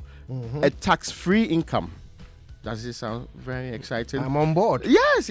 Good rental income. Guaranteed high return on investment. Flexible payment plan for high capital appreciation. And there's 0% property tax. Tourist destination too is there. Safest country in the world till date. We are talking about Dubai here. Expo date is from the 21st and the 22nd of June 2024. The time is 10 a.m. to 8 p.m. each day. So book now and contact us for more information. 0537 586 262, and the WhatsApp line is the same one, 0537 586 262. The website is hjrealestates.com. On Facebook, Instagram, and YouTube, it's still HJ Real Estates. HJ Real Estates is your trusted partner. All right, don't forget to go to kingdomstoreonline.com at least once today to check out their brand new quality office essentials, equipment, furniture, and stationery. All of it from Kingdom Books. And of course, you can buy and pay via Momo across all networks for whatever you like, and they will deliver to you in very good time. If you're in Accra or Tema, you get free delivery. Terms and conditions apply. At Kingdom, quality and affordability are their hallmarks. And Toyota Ghana Company Limited Legon branch is hosting an exclusive service clinic. But you're partying on Saturday, June 29. Drive down to Toyota Ghana Legon branch and treat your car to a day of pampering With Professional Care, we're offering an array of complimentary services, which will include free diagnosis, get a thorough checkup from our expert technicians and engineers to ensure your vehicle's efficiency, headlamp cleaning, enhance your nighttime visibility, and give your headlights a sparkling new look, and body waxing, protect your car's paint and give it an irresistible showroom shine. And that's not all. There'll be an exciting interaction with our insurance partners and a chance to learn some handy maintenance tips from our professionals. So whether you're a car enthusiast or just want to make sure your vehicle is in top shape, join us at Toyota Ghana Legon branch on Saturday, June 29 from 8 a.m. to 4 p.m. It's a day dedicated to you and your vehicle with absolutely free vehicle diagnosis, affordable oil change, spare part sales, and automotive paint refinishes. For more details, visit our website, toyotaghana.com, or call or WhatsApp as 0257 955 447. Now, Kojo, I'm sure you've heard of the Castlegate Conference. You should join Castlegate this summer for the prestigious International Conference on Property Investment and Profit Making. This is the ultimate. The theme is how to earn and maximize passive income through commercial property investment in the United States. Mark your calendar. This is from the 29th to the 30th of October 2024 at Trump Towers International Hotels, Chicago, USA. Register now to secure your spot. Early bird registration ends the 15th of July and standard registration closes on July 30th, 2024. Registration starts from $155 to $1,550, which allows you 2 nights stay at the Trump Towers Hotel in Chicago, a lunch buffet, and also welcome cocktail, conference tickets, and many, many more. Speakers: Roman Bassi. He's the president for the Center for Financial, Legal, and Tax Planning, USA. There's also Bob Marsh, sales and leadership expert. He's also in the US, and Jared James. He's a speaker and trainer in the real estate industry. There's Kelly Hager too. He's an expert in innovative and real estate practices in the United States of America. There are many more people you'll be meeting at this conference. For visa support and further information, please visit our conference website on conference.chicagowestluxuryhomes.com and register to get invitation, or call us on 0536502295 for more and further information. This is the Castle Group International Conference on Property and Profit Making, the ultimate. All right, time for sports and birthdays, all of it coming your way. After which, of course, we continue with more Bob Marley on the Super Morning Show.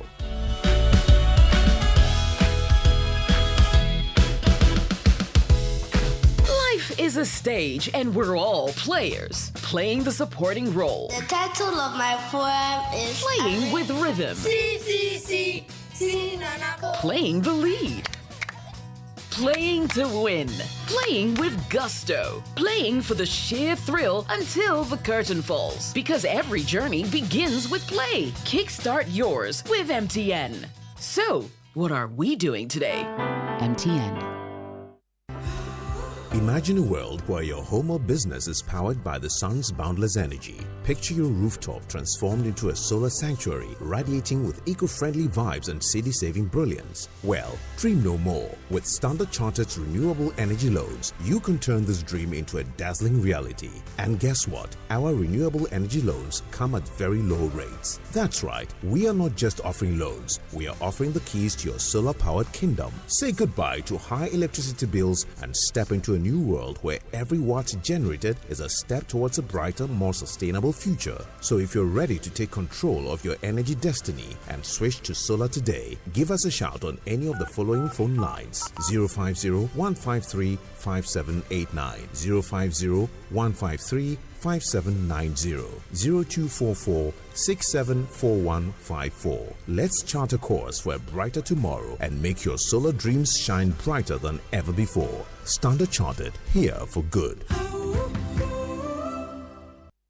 Hello, Auntie Araba. Hey, Bugger, how are you doing today? I want to buy Pepsodent Cavity Fighter, but I don't have enough money.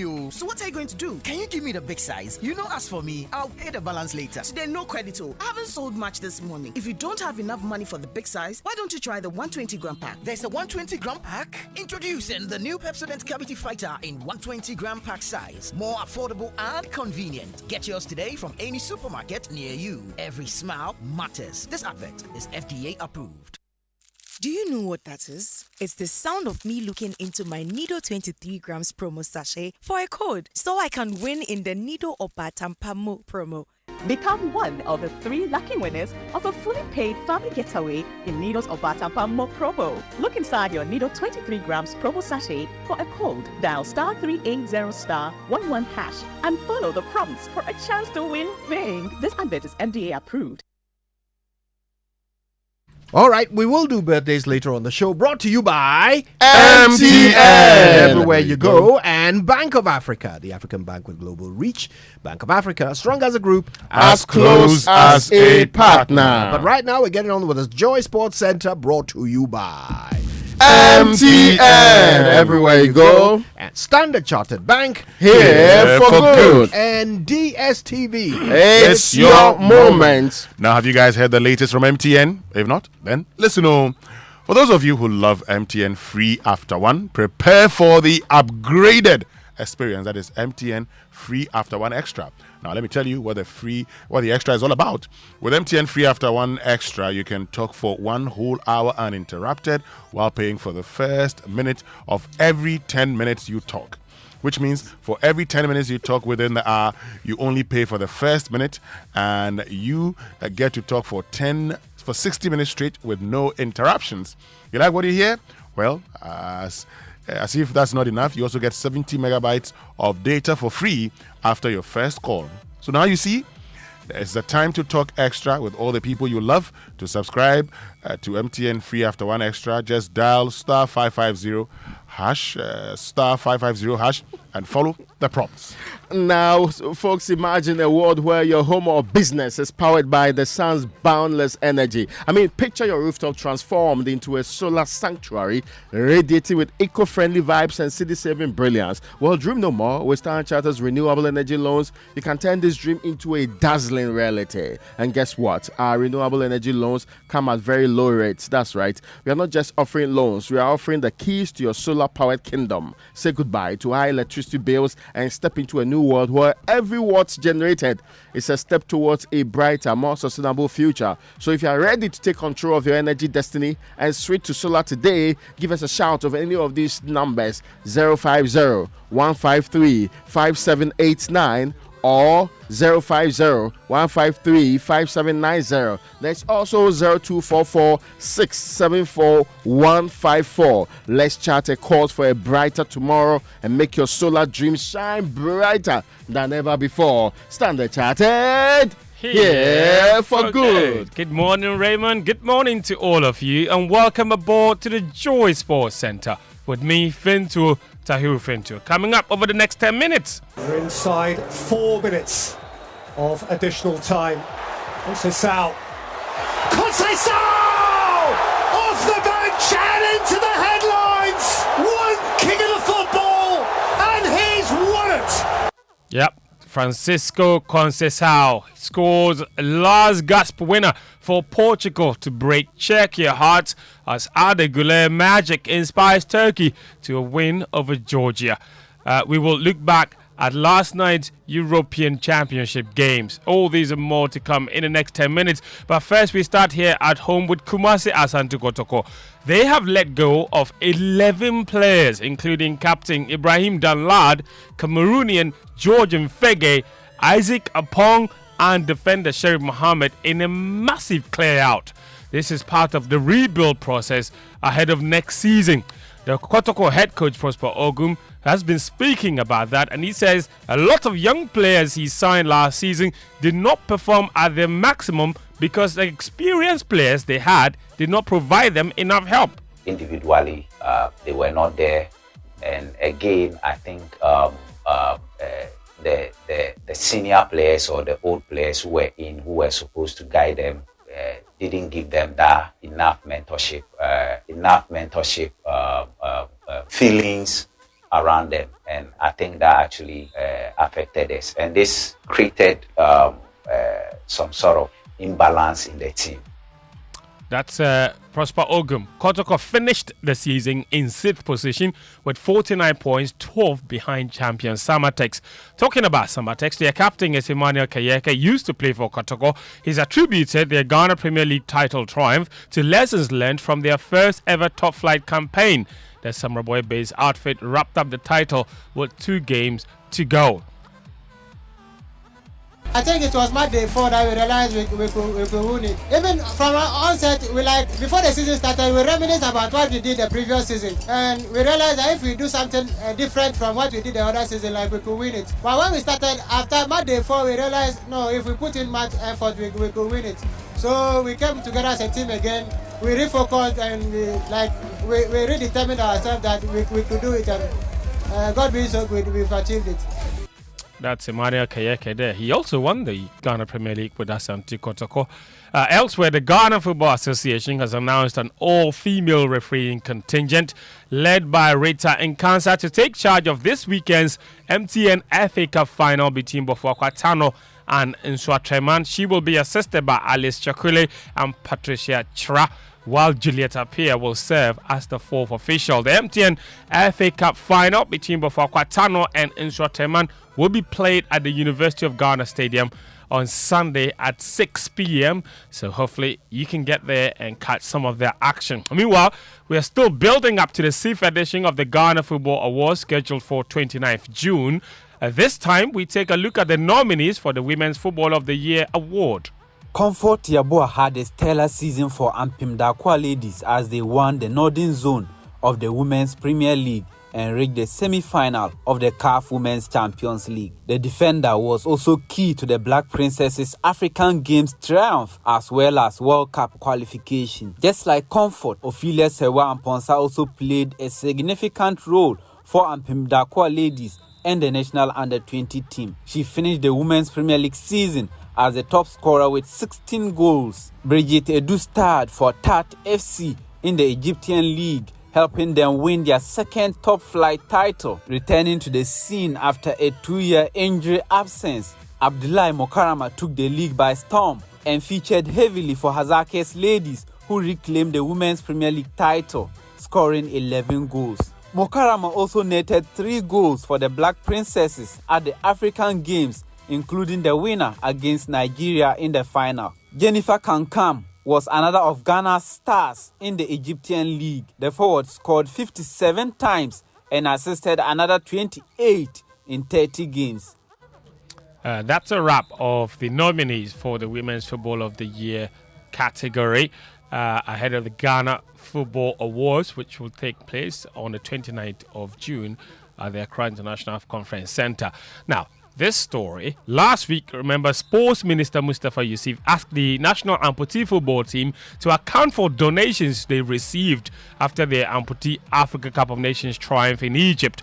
Yusuf was unhappy that the team did not call on him first when they arrived in Ghana, but visited other people and received donations, including $10,000 from former President John Mahama. This is a national team. The team sitting here is not a club. It's not your private property. When you are going to Egypt, if I haven't signed for you to represent our country, you cannot be there. So when you come after the successes and there is anything, the first point of call should be this office. We are not going to tolerate you using the state's personal benefits. Unlike last year when you came here directly. This year you started going from one place to another place without even records to the government who sponsored you. And that cannot be tolerated. We have seen that you have received a lot of donations, which is good for us. You should account for it because it's for the state, it's not for you. So that's Mustafa Yusuf. His comments are now drawing reactions from people from the Ghana Paralympic Committee. Their president is Samson Ding. He's clarified that the amputee team only visited the former president John Dramani Mahama because Mustafa Yusuf had cancelled their appointment twice. Upon arrival, the Paralympic Committee wrote to the Minister for Youth and Sports on the 31st of May, requesting to pay a courtesy call. We had to move to the former president's office because the players had already been informed way before 2 weeks ago that the former president wanted to do a donation to them. And I had denied them that opportunity to go there first. It was highly impossible at that time because the players were all at the office. They knew about this invitation 2 weeks ago. On 2 occasions, they were supposed to go, they were denied. But this day, they were all present. The media were there to move to the ministry, and we had a cancellation of the visit. That's something, Dean. And now you also heard the sports minister say that they sponsored the team to the competition in Egypt. Well, the national amputee coach Richard Obeng says that story is not entirely true. He's told Joy Sports that the team bought their own jerseys they used in Egypt from Kantamanto because the sports ministry did not approve their budget. We went to Kantamanto to buy them because our budget was not approved from the ministry because they have to sanction via GFA to get the national jerseys for us. And time was not by our side and time was going. So as a coach, I always have plan B with the management team that, okay, why not? Let's go get it. We have done it before. So out of the donations we had to go to Kantaman to go buy them because the printing alone takes time. We don't have the machines ourselves, so we have to go to the soup printers. So we quickly had to go to Kantaman to get 2 sets of jerseys. And we came back to print the names and Ghana on them and put the logos of our sponsors who sponsored that on the jerseys because, this is a lot of work to do. Richard Obeng is the coach of the national amputee football team, and that story will continue to evolve. Remember, the Black Challenge beat Morocco to win the amputee AFCON last month, and that also took them to qualification for the 2026 Amputee World Cup. To boxing now, over the weekend, Michael Ansah had to succumb to a second-round knockout at the hands of undefeated Derek Quay. The bout, now rated as the biggest fight night of the first half of 2024, was staged before a thick, energized crowd at the Bukom Arena. But Michael Ansah, once the national lightweight champion, was floored twice in the second round for an early end to the bout. Nathaniel Atto saw it all unfold. In terms of quality of entertainment, it was up there because of the kind of crowd and the kind of atmosphere created at the Bukom Boxing Arena. The pre-fight hype that was created, in Central Accra was amazing. And for me, the lightweight division is one we should watch very well because, this is a place that has generated some very big moments in boxing. That's Nathaniel Atto with the lowdown on that fight. Let's go to the Euros. That's where yesterday Francisco Conceição scored a late winner as Portugal fought back from a goal down to beat Czech Republic 2-1 in their Euro 2024 opener in Leipzig. Now, Bruno Fernandes played in that game. He credited the win to Portugal's experience. We all know that it's important to have experienced players by our side. Him and Pep are probably the most experienced players in this tournament, not only in our team. And we know that they are big values for us, and we know they're going to help through the tournament. Bruno Fernandes. Before that game, Turkey and Georgia served up arguably the best game of the tournament, where teenager Arda Güler scored on his European Championship debut with Turkey overcoming Georgia 3-1. The second round of matches begin today with Croatia looking for redemption against Albania. Host nation Germany will hope to make it 2 out of 2 when they face Hungary. And same goes for Switzerland when they take on Scotland at 7 p.m. Now, our last story before we go. Chelsea will face reigning Premier League champions Man City on the opening weekend of the 2024-25 season. The full fixtures were released yesterday. You can find that on our website, myjoyonline.com/sports.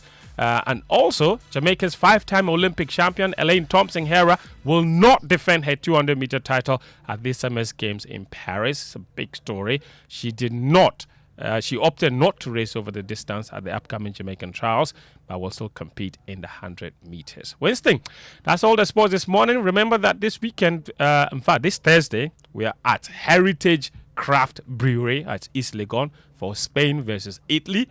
It's a big match. The Joy Sports team will be broadcasting that from there at 7 p.m. Heritage You love that at place. ANC Corner. Yes. Thank you very, very much. Fentio, Tahiru Fentio. But now time for the Joy Business Minute, brought to us by Consolidated Bank Ghana, CBG. We stand with you, and Anointed Electricals, the generator experts. Hello, welcome to the Joy Business Minute, brought to you by Consolidated Bank Ghana. We stand with you, Anointed Electric House, the generator experts, and Waika Recaptal together towards tomorrow. The Ghana Statistical Service says the cocoa subsector has contracted for the fourth consecutive quarter with a sharp decline of 20.2% in first quarter of this year. This represents the most severe drop in over a decade. More international airlines have applied to the Ghana Civil Aviation Authority seeking approval to offer scheduled and charter services on the Accra London route. La Palm Royal Beach Hotel has revealed that it is implementing strategies that will help turn around its dwindling fortunes. And the U.S. Federal Trade Commission, FTC, has referred a complaint against TikTok and its Chinese parent company ByteDance over potential violations of children's privacy to the Department of Justice. And that's the Joy Business Minute, brought to you by Consolidated Bank Ghana. We stand with you, Anointed Electric House, the generator experts, and Waika Recaptal together towards tomorrow.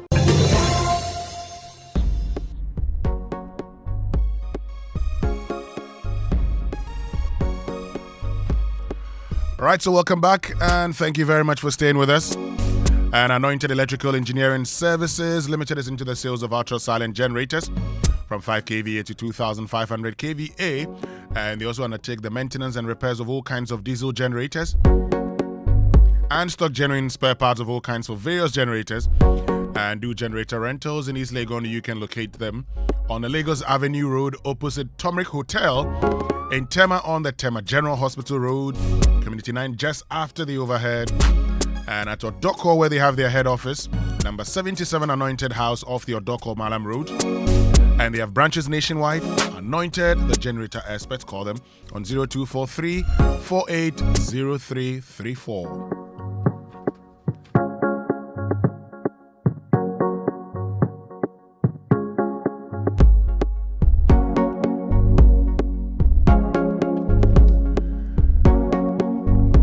And let's get interactive this morning. I see lots of you sending your favorite Bob Marley songs. Well, we're going to play all of them for you. We'll try and play as many as we can. But of course, what do we do to the 4 hotels in which Snitch wants to offload 60% of his shares? The Member of Parliament for North Town, Samuel Okujeto Ablakwa, suggests we can actually go the Labadi Beach Hotel way by getting some management consultants to run the hotel. What's your thought? The way to go? Let's get interactive. Join us on X. Use the hashtag JoySMS or on WhatsApp 055-111-11997. But of course, this morning also, we're talking about a Ghana Beyond Aid. Lord Paul Boateng says, you cannot grow relying on aid. Right? I'm sure that's something we know. So why did we depart from that? Stay with us here on the Super Morning Show as we have this all-important conversation. Social media messages brought to us by Rapinol. When the pain is too much to bear, grab Rapinol from Danes Iton Starwin PLC. Rapinol, the rapid pain reliever. And EcoBank, a better way, a better Africa. As well as Malatu from Ernest Chemist. Malatu, power over malaria. So this is the year to stop singing and talking about shopping and enjoying life and just do it. EcoBank has over 1 million Ghana cedis worth of cash and prizes in the EcoBank Million Gang promo for you and over 7,000 others across Ghana. And winners will be rewarded bi-weekly, and you can be one of them, winning up to 10,000 Ghana cedis. There'll be 3 monthly draws, and all you have to do is deposit cash in multiples of 500 Ghana cedis into your EcoBank account at your nearest branch, EcoBank Express Point, or via EcoBank Mobile to stand a chance of winning. Other prizes include fuel vouchers, shopping vouchers, airtime, and many more. Promo runs from now till the 31st of July 2024. It's your time to chop life. Remember, every 500 Ghana cedis deposit earns you an entry into the EcoBank Million Gang draw. A better way to enjoy life, a better way, a better Africa. EcoBank is the Pan-African Bank. Stay with us. We'll be right back after these messages. More money, challenge and enjoyment. At the top life.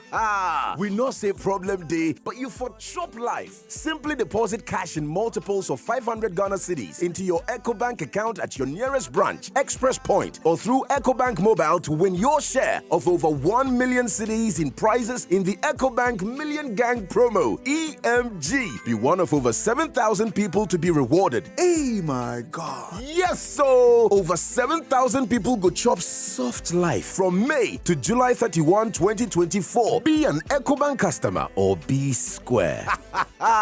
Remember, every 500 Ghana cedi deposit earns you a point for the EcoBank Million Gang today, EMG. Deposit today and win your share of 1.2 million in cash and prizes. A better way to enjoy life. A better way. A better Africa. EcoBank, the Pan-African Bank. This promo is regulated by the NLA on the Caritas Lottery platform.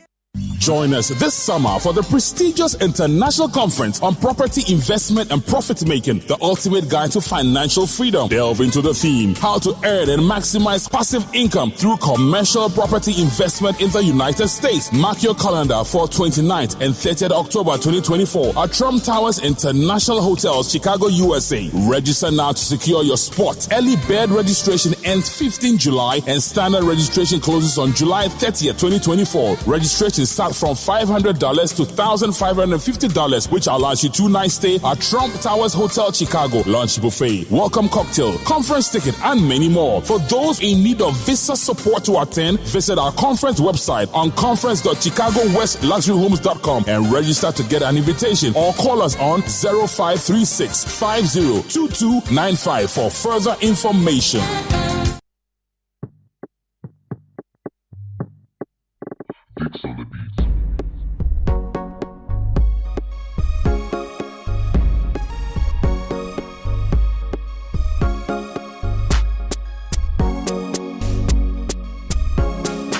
All right, so welcome back, and thank you very much for staying with us here on the Super Morning Show on Joy 99.7 FM. And today we've asked a question: what do we do with the 4 hotels, Labadi Beach Hotel, Ridge Royal, La Palm Royal Beach Hotel, and then Elmina Beach Resort? So Snit says, we need investment. We need to make them world-class hotels, and so we're seeking investment. We're seeking partners. We're prepared to offload 60% of our stake in these hotels, and it's got many of you asking questions.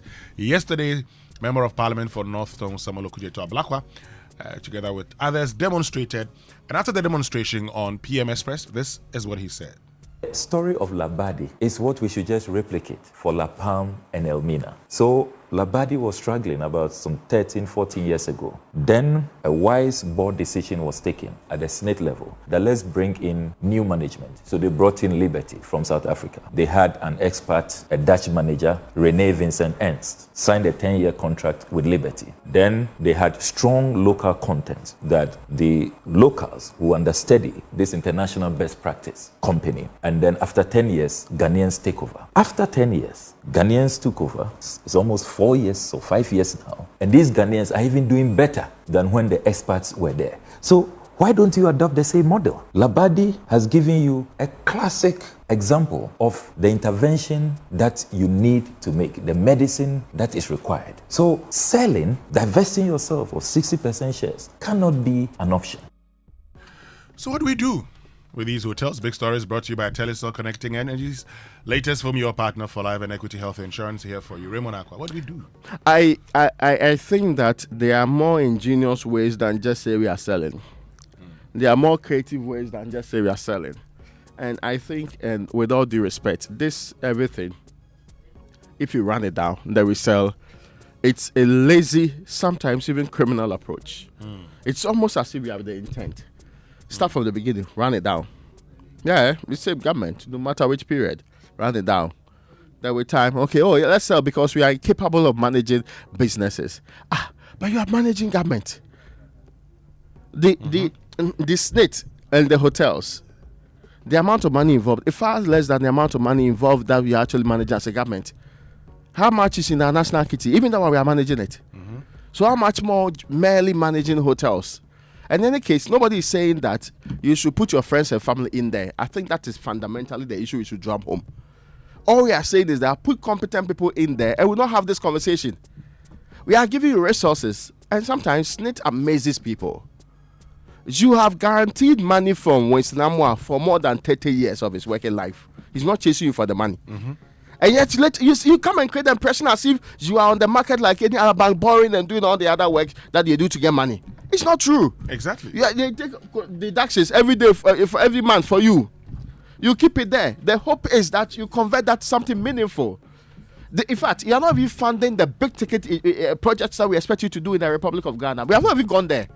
And yet you create the impression that we are burdening you with some extra work that you cannot handle. All that you do is pay monthly some amount to people, and that's all. Why can't you add on with all the stuff, all the numbers you have across the country? How is it even difficult for you to do that? Look, Raymond. See, this conversation also brings to the front, if we need to really divest ourselves of a chunk of our shares in these hotels, the question remains, is SSNIT even relevant in the first place? What else would they be doing as an institution? Very, very important. See, compare SSNIT to those tier 2, tier 3, tier 2, what do they call it, schemes. Schemes, yeah. See how they are running. See the kind of reports they are delivering on every year, and compare it to what SSNIT is doing. Fundamentally, there is something wrong. It's because we like always pretending that systems cannot run on their own without we having to put our friends and family in there. And it's not as if we even put the best of our friends or family in there. We put people who run down these institutions, and because of the familiar relations and connections, we are unable to hold them to account. We said to ourselves, according to that institution called SIGA or something, that we are giving performance contracts to leaders of some of these institutions. What does the performance contract say about the people who are working at La Palm Beach Hotel? Recently, during the business news, I heard somebody from La Palm or so say something that, they are letting people know that they are still there and they have done renovations. See, if in any serious state, somebody should be investigating what has happened to some of these institutions and find out whether or not we are deliberately run it down and the people held responsible for it, so that we can take corrective measures. We can put in the right people. And you have mentioned the Legacy Group and its impact on Labadi Beach Hotel. So it's not as if we have to reinvent the wheel or actually do some extraordinary engineering to get a solution to this matter. It is the criminal mentality that we have to run down and sell.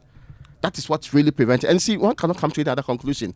So if we take out the criminal mentality, the only thing that will be that find better managers. And we should not be having this conversation with, see, people are paid to do this kind of thinking.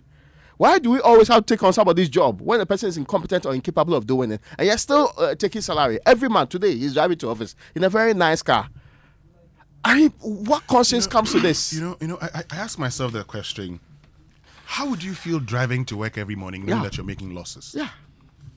And you're not resigned though. He's still sitting there happily. You're still working. And you see, the other problem is that the president, you see, that appointing authority, the president must stay his hands off. Must take his hands off appointing everybody to every position. You see, today, you have a lot of state entities whose CEOs are appointed by the president.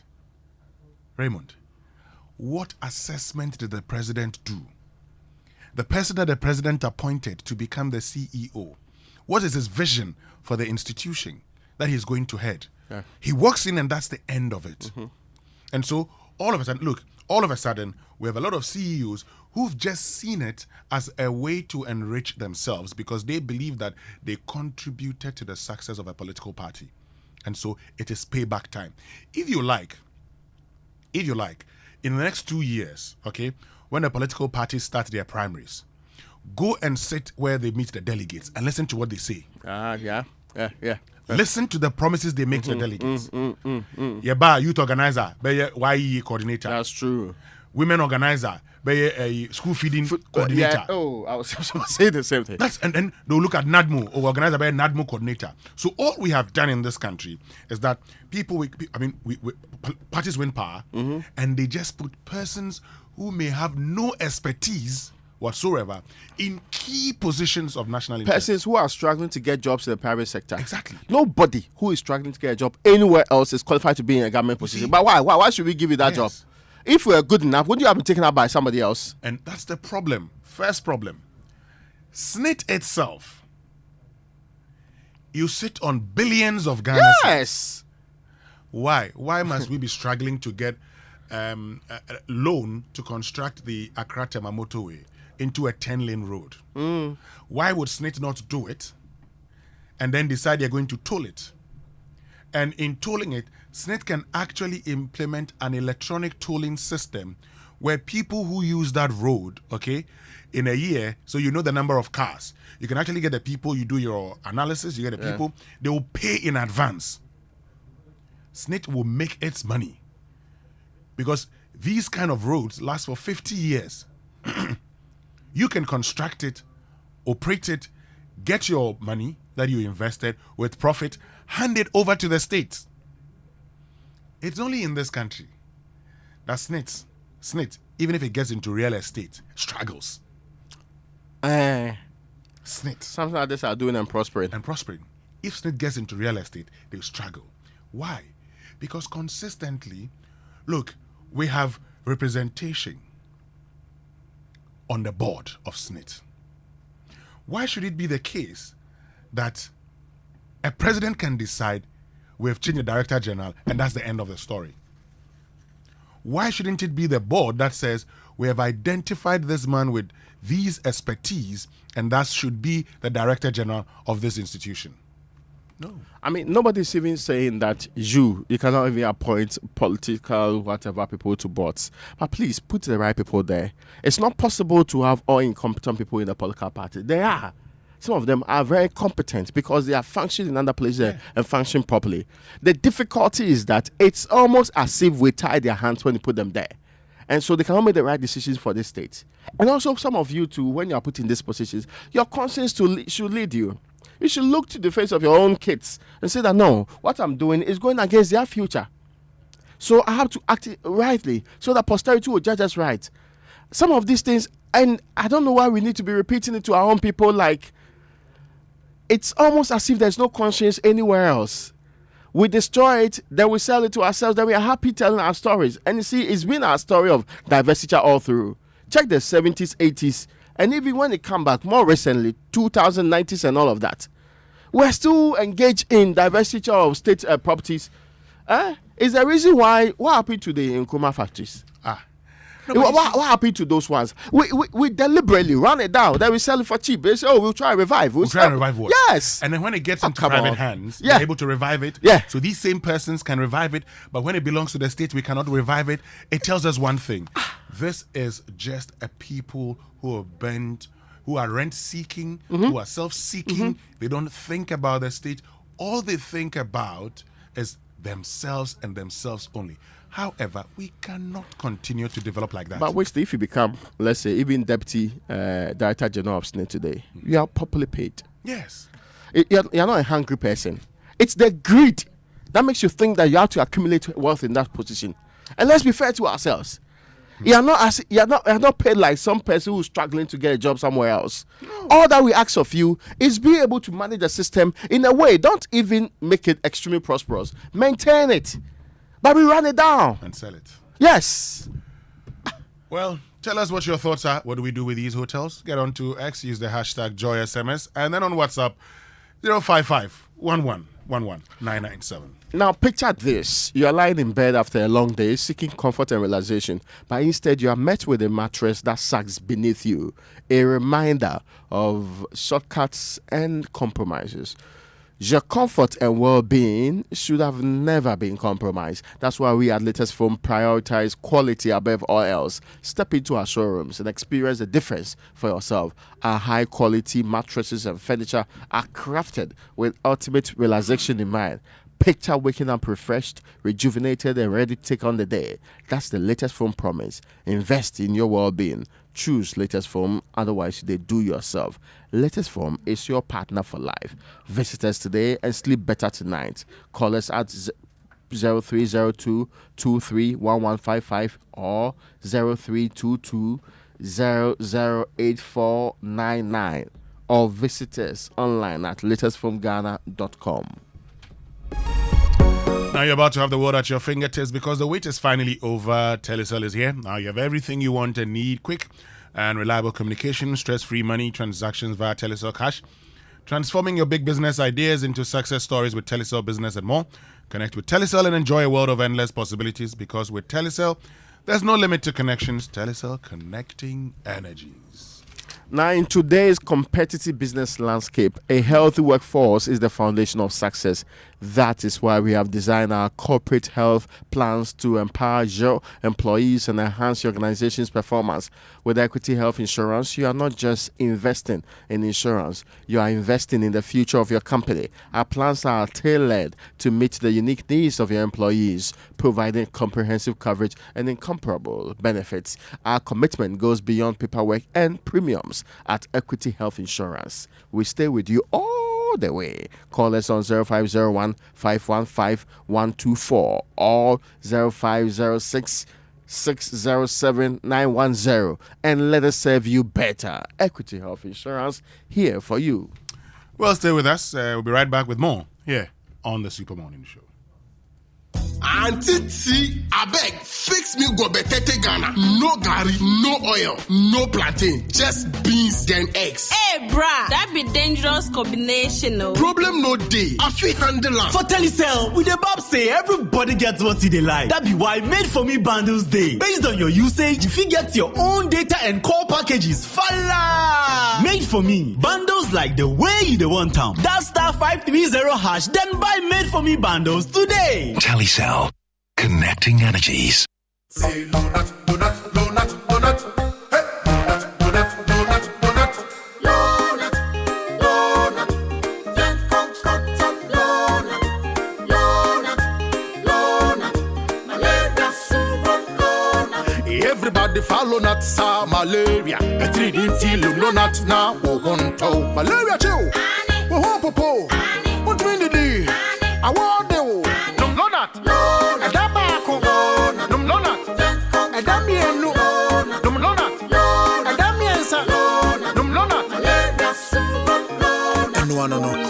Lonat scatter malaria.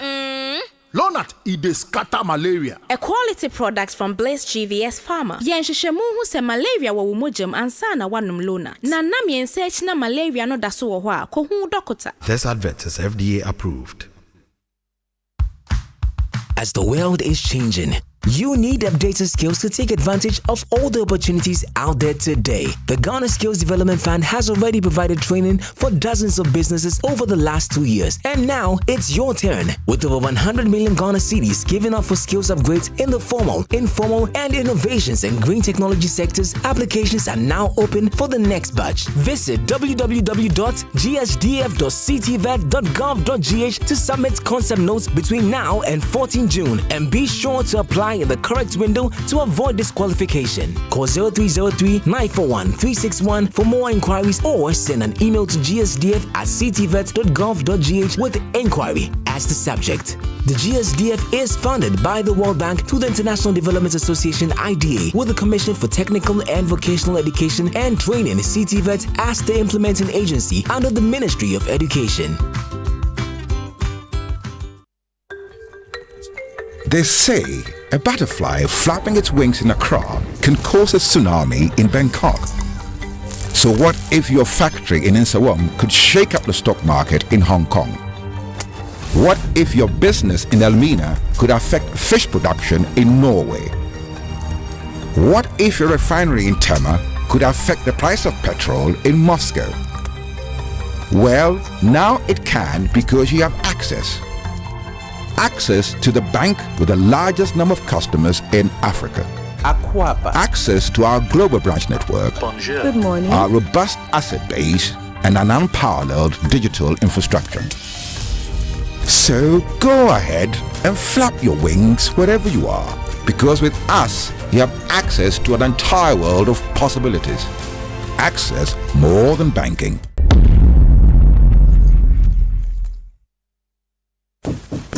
Hey, Cashman. Yeah. Don't you know Nana has assembled all of us and you are here making calls? My generator is spoiled too. So I'm calling a renowned Ghanaian company with an excellent track record in the sales and repairs of generator sets in Accra to come and repair for me.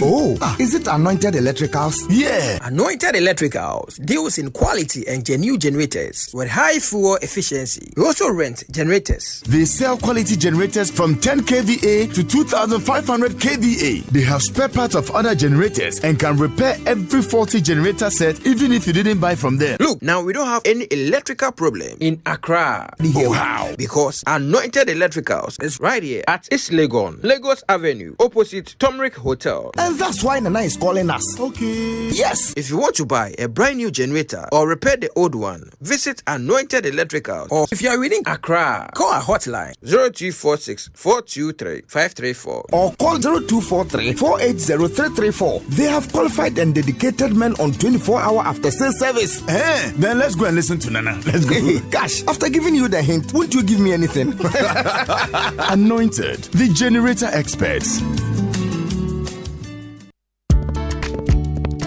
Anymore, pop quiz. Are you ready? Hit me. Can you give me 3 words that start with omni? Oh, that's easy. Omnibus, omnipotent, omnibus. The bank with a really nice signboard. Hey, Radzi, you mean Omnibisic. OMNIBSIC. Omnibisic. Let me hear you say it. Omnibisic. Perfect. Is that an abbreviation? Not entirely. And it's not just a bank with nice signboards either. Omnibisic Bank is Ghana's fastest growing bank with innovative banking products and headquarters in Atlantic Tower at Airport City, Accra, as well as 40 branches across the country. Omnibisic Bank has the final word on excellent customer service delivery in Ghana. Plus, they have the coolest signboard. Yes, they do. And the coolest name, Omnibisic.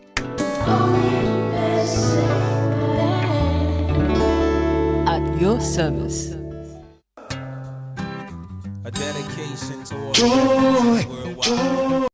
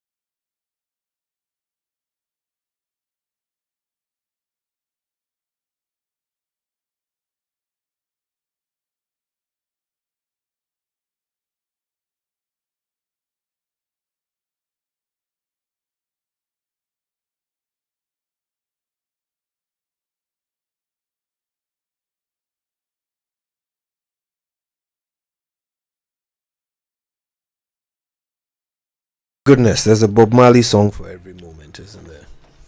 Yeah, I mean, this one is a great one. Time will tell. Yeah, think you're in heaven, but you're living in hell. Yes.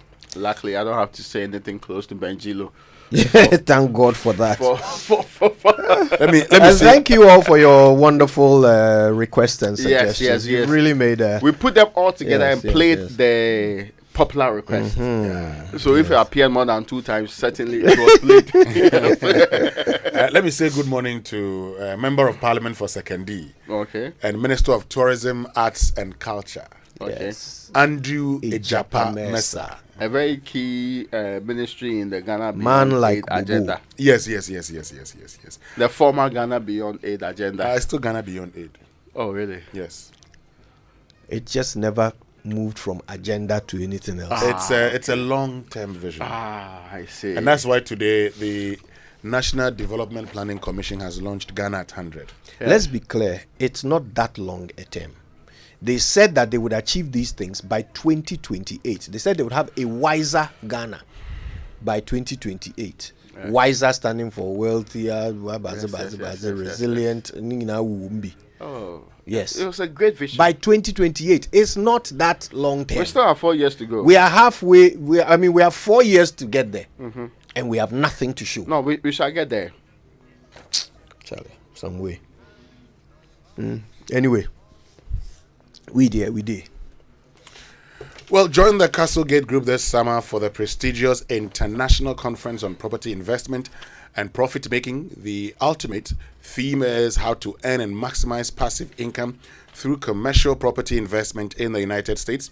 Mark your calendar for the 29th and 30th of October 2024 at Trump Towers International Hotels, Chicago, USA. Register now to secure your spot. Early bird registration ends 15th July and standard registration closes on 30th July 2024. Registration starts from $155 to $1,550, which allows you 2 nights stay at Trump Towers Hotel Chicago, buffet, welcome cocktail, conference ticket, and many more. You know why I paused? So it's from $1,155 to $1,555, and this would allow you 2 nights stay at Trump Towers Hotel, lunch buffet, welcome cocktail, conference tickets. I saw that earlier. And many more. $1,550 maximum. From $155 to $1,550. Entire package. Yes. Does it include your flights? No. Okay. Come there yourself. Yes. And then you get this for. But the conference ticket, the welcome cocktail, the lunch buffet, and the 2 night stay, all in here. Interesting. Yeah, interested. Because Ghana. Speakers, Roman Bassi, President for the Center for Financial, Legal and Tax Planning USA, Bob Marsh, Sales and Leadership Experts, Jared James, Speaker and Trainer in the Real Estate Industry, and Kelly Hager, who is expert in innovative and real estate practices, and many more. For visa support and further information, please visit our conference website on conference.chicagowestluxuryhomes.com and register to get there. To get the invitation, or call us on 0536 502 295 for further information. There are some hotel rooms in Accra that cost more than that per night. Oh yeah. Now, did you know that 259 stories are born every minute? Yes, 259 unique stories that matter, including yours, and every experience you have helps you to shape your stories into exciting adventures. Your story can shape the world and is powerful, whether you're an individual, family, or business. No story is too big or too small.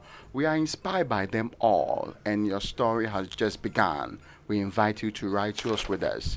Your story matters, Kojo. Absa Bank.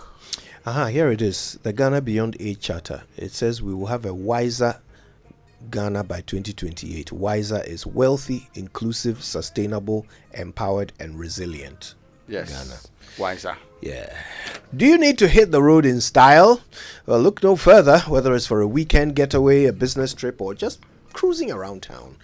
Avis Rent-A-Car has got the perfect wheels for you. At Avis, they pride themselves in making your experience seamless from start to finish. They have a wide range of vehicles to choose from, including sleek sedans, spacious SUVs, buses, and power pick-up trucks. They offer you the perfect ride for any occasion. Plus, with their competitive rates and flexible rental options, you can enjoy the freedom of open road without breaking the bank. You can contact Avis Rent-A-Car on 0302 761 752 or 0302 761 751. Email rentacar@avisghana.com. Avis, plan on us. So on the 28th to the 30th of June 2024 at the Achimota Mall, we bring you the first in the series of mini clinics for the EcoBank Joy News Habitat Fair 2024. Raymond, the theme is home ownership. Yes. Get a house and make it a home. That's true. Don't just get a house. Yes, you make it a home. Yeah. It is the vision. It shall be implemented. It's the vision, eh? Yes, by the help of God. But when you look at cement prices, then the devil is staring in the other face. But we shall triumph. Yes. I like that song. Ride Natty something. Ride Natty Ride. Yes. Well, cement prices currently about between 90 to 105, 108 Ghana cedis. Yeah, but how? I mean, how? Seriously. I remember in the year 2016, Suleiman Abraham told me that all that's required is 18,000 Ghana cedi to buy all the cement you need to build your house. 18,000 Ghana cedi. I recall that very, very well. Suleiman Abraham, Media Foundation for West Africa. That's what he told me. Which year? I was 2016. I was with Manasseh. Yes, I was with Manasseh. That's all that he told me. Yeah. I'll tell you a funny story. 2016. In 2009. Cement was at 10 cedis. 10 cedis. Think about it. 10 cedis. 2009, Yara. Yes, 2009. I mean, I was supervising a project at the time, and we used to buy cement at the time. It was actually around the 10 cedis. So if you buy, say, 1,000 cedis, you got 100 bags, including transportation. And today it's how much? Or 1,000, we'll give you 10 bags. No, I mean, how much will you get? It's now between 90 to 108, 105 Ghana cedis. Bloody hell. Yeah. And the cement, you are making some here in Ghana. Oh, yes. They are all here. Now we have like 4 different, they are competitors. So their expectation is that, those days we used to say that, what's the name of that company? The very popular one.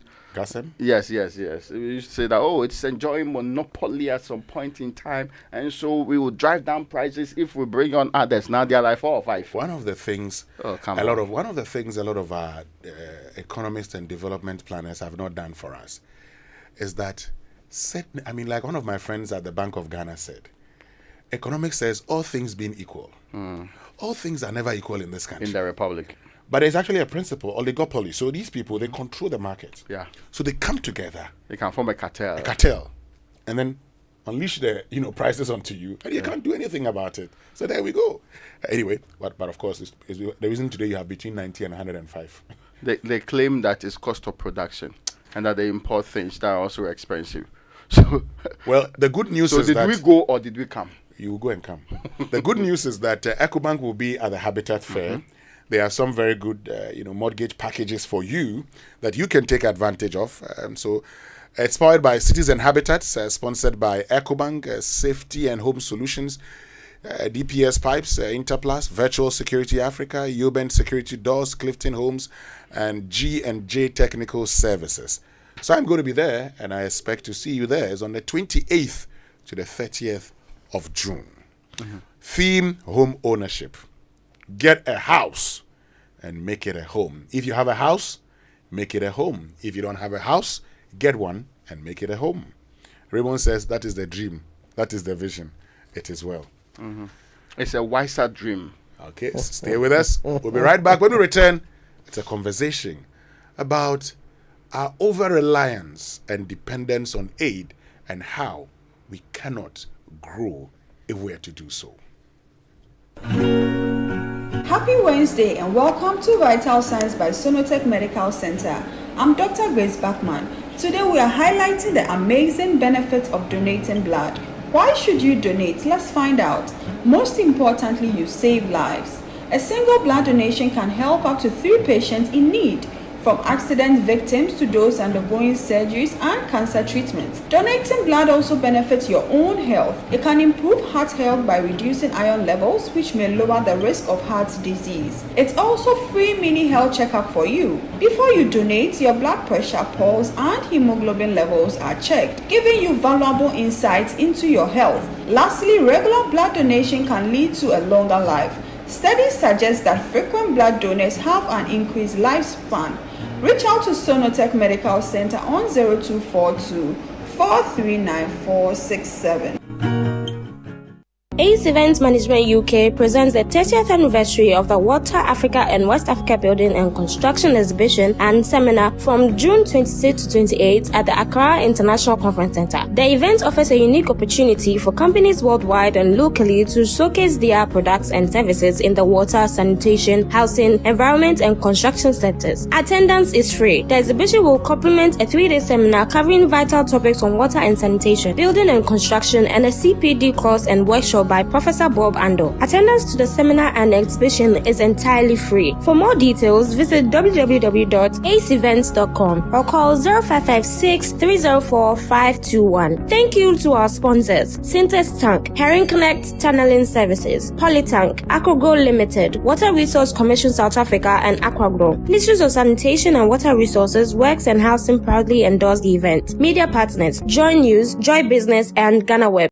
Nah, your child has lost weight too. But I feed him every day. Have you been taking him for weighing? It is very important to track your son Kumi's growth to ensure he's developing properly. Then I will take him to the clinic tomorrow. That is why for me, after exclusively breastfeeding my baby for 6 months, I introduced other foods. This helps to provide all the necessary nutrients. It is important to be taking your son Kumi for weighing, where they teach you the kinds of foods to promote your baby's growth and development. They will even teach you how to always wash your hands before handling your baby to prevent the spread of germs and to get your child vaccinated against diseases. Good morning, mothers. I am proud of you for discussing vaccination and the growth and development of our children. You can also get your COVID-19 vaccine if you didn't take it during pregnancy. Next time when I go for weighing, I will go with my husband so that both of us can take the COVID-19 vaccination. It is important to pay attention to your child's health, growth, and development. Attend weighing regularly. This message is brought to you by the Ministry of Health,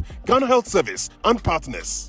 Ah, my little ones, gather around. Once upon a time in the heart of Accra, a man in his fancy car sought directions. But oh, the Ghanaian way. Hello, bro. Good afternoon. Can you please show me where the Presby Church is? Go straight. 10 left at the big mango tree with the broken branches with most of the mangoes falling. Ask there. Anybody will show you. And when the Black Stars take to the field, every Ghanaian becomes a coach.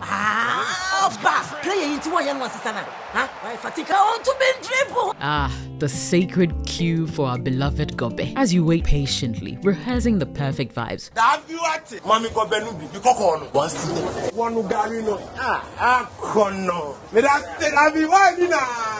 These, my dear ones, are some few moments that make our Ghana truly special. And as we share these stories, let us also remember a plate of lily rice, connecting our hearts through the flavors of our culture. Special moments are worth celebrating with lily rice. Lily rice, yenimno fritite. This advert is FDA approved.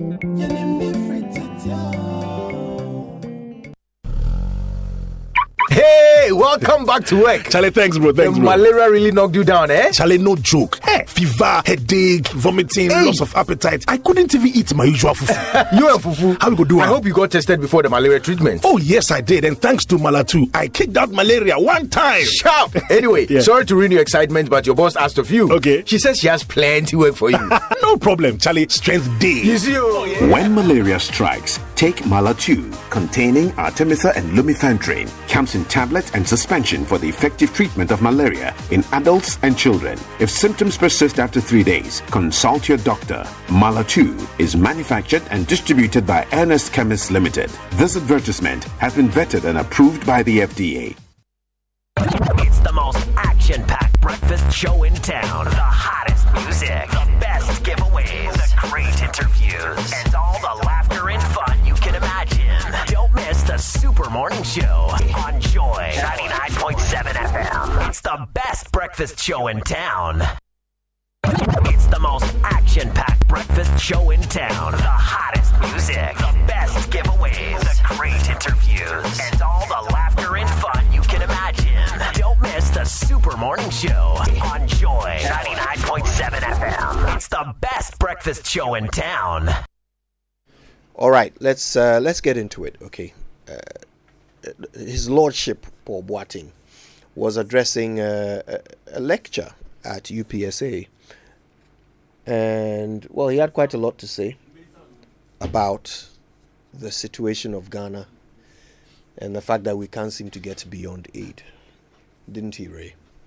Yes, he had a lot of interesting comments, which he basically summed up by saying there's no way we can continue on this path of continued dependence on aid. Let's listen to him.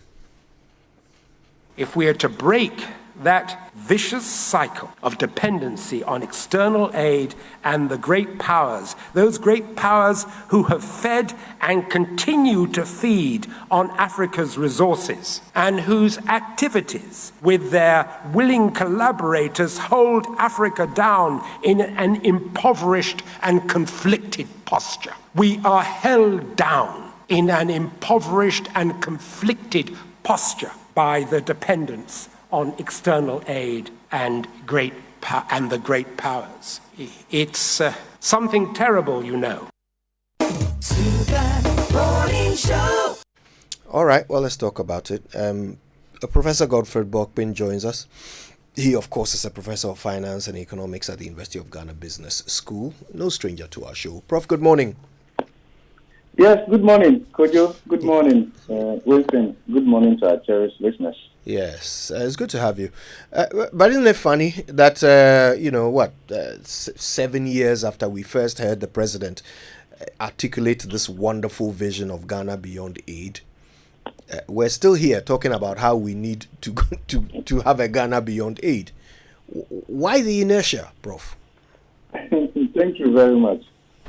I think you had made reference to the Ghana Beyond Aid Charter in your introduction this morning. Yeah. Critically, when you look at the Ghana Beyond Aid from beginning to the end, you come to the conclusion that it's a charter that is actually in need of more aid. That's the conclusion you come to. How do you come? I mean, how do you come to that conclusion, Professor Bob? Yeah, because the Ghana Beyond Aid Charter is not anti-aid document. It's not an aid rejection document. It's to actually direct aid to where we want it to be. Right. Beyond that, the aspirations encaptured in the Ghana Beyond Aid, we were not willing to pay the price. But there's something wonderful in that Ghana Beyond Aid charter, and I want to read that. It's about a prosperous, and I'm quoting from the document, and self-confident Ghana that is in charge of her own economic destiny. A transparent Ghana that is prosperous enough to be beyond needing aid, and that engages competitively with the rest of the world through trade and investment. Now look at this. Ghana Beyond Aid, again from the document, is therefore a national and non-partisan call to harness effectively our own resources, and deploy them effectively and efficiently for rapid economic and social transformation. Kujo, after we did this, we did exactly the opposite. I'm going to ask you a question. What have we done in resolving illegal mining? Kujo, you have no idea how much Ghana is losing through illegal mining. Not to even talk about the distraction to our forests and water bodies, which threaten our common future.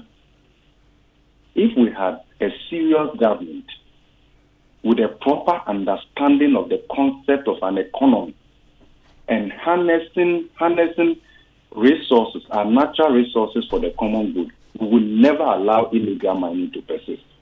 We won't. We are losing billions of dollars through illegal mining. We are losing the tax revenue from there. We are losing all the resources. In the next 10 years, Ghana may have to consider importing water. Yes, but so that is not the only thing, right? So, but we can't also deny the fact that aid has played a pivotal role in our developmental outcome. We can't deny that. Okay. I mean, from the 70s, 80s, 90s, if you examine the literature, you will see the critical role that aid has played. But the discussion now and the reason why the call to look beyond aid is right is that aid itself is no longer reliable. It's not there in the first place. In fact, between 2016 and 2018, aid constituted just about 5.7% of government expenditure, and it's been declining, especially with the attainment of middle income status, of course, at the lower end, right? So the idea is that aid is no longer there sustainably. It's quite volatile. There is the donor fatigue, even though Ghana considered to be a donor darling country, aid to Ghana has been going down. But one can also understand where the honorable one is coming from and why we can actually deal without aid. If you look at the continent and how much leaves this continent in terms of revenue leakages, illicit financial flows on annual basis, and you compare that to how much Africa receives, including Ghana, from aid, from external borrowing, foreign direct investment, portfolio investment, it does not compare to how much we receive if you look at how much leaves the continent. And that is why people have come to the conclusion that Africa is a net creditor to the rest of the world. And that is only in Africa, and Ghana for that matter, that water flows upwards to the global north. That's the reality. So the idea is that if we'll be able to block the revenue leakages, deal with illicit financial flows, there would actually be no need for us to continue to show up cap and arms begging. But you see, as he rightly said, these illicit financial flows, these revenue leakages cannot happen and will never happen without the willing collaboration of our own people, leaders. It would never have happened. Check, it's the same slave trade mentality that we are exhibiting in modern day economy that our forefathers exhibited during the slave trade when we sold our own people for a cup of schnapps, powder, mirror, so cheap, we gave ourselves out. It's the same mentality we are exhibiting today. We are not so different. We are not so different. And that is what is happening because no white person can come and take our resources from here without willing collaborators. People we have entrusted to preside over our natural resources for the common good are the very threat to those resources. Who was the biggest threat to Ghana's forest?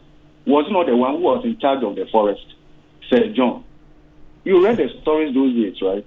The very people we have entrusted to take care of our natural resources for the common good are the very people who are the biggest threat to those resources in our common future. Prof. This one has brought us here.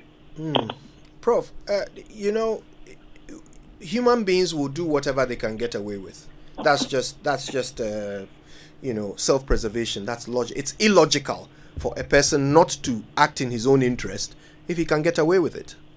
Yeah. Now you've talked about leaders who have this slave mentality, who are selling us for a pittance, but a pittance that goes into their own pockets, and they are selling the whole nation for that.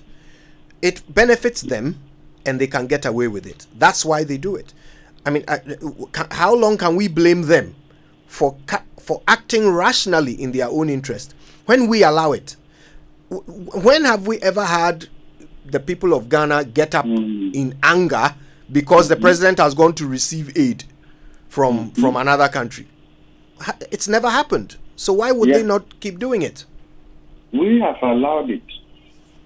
We often say that whilst it is good to advise the cat, you must also advise the thinking fish. We all have a role to play.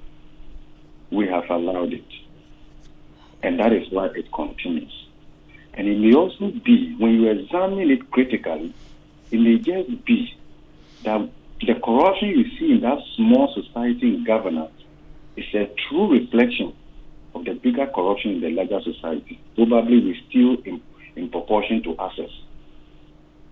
So sometimes, conscience-wise, we don't have the incentive to hold the other accountable because I myself, I don't come to the table with clean hands. I don't. I don't measure up. There is none holy, no, not one. But we all must admit, and then come to the table and say that, you know what, this is who we are. Let's amend our ways. But of course, leadership is important, and we must hold leaders accountable. Okay. That is very important. Look, in any serious country, right? I mean, with all that we have gone through, I don't think that this government would have continued to be in power.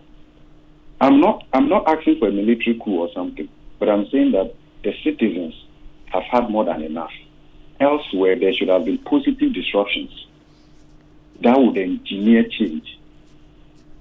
Okay. But that is it. They will get away with it, and they get away with murder. You will see how efficient politicians are when they are in opposition. Let the tables turn, and they will be defending the very post where they were trying to score, and scoring from that very post where they were defending. That is it. Okay. Well, let me bring in Professor Peter Quartey, who's Director of the Institute of Statistical, Social and Economic Research. He's joined us via Zoom. Prof. Quartey, good morning. Thank you very much for joining us. Good morning, and good morning to your panelists and your discerning listeners and viewers.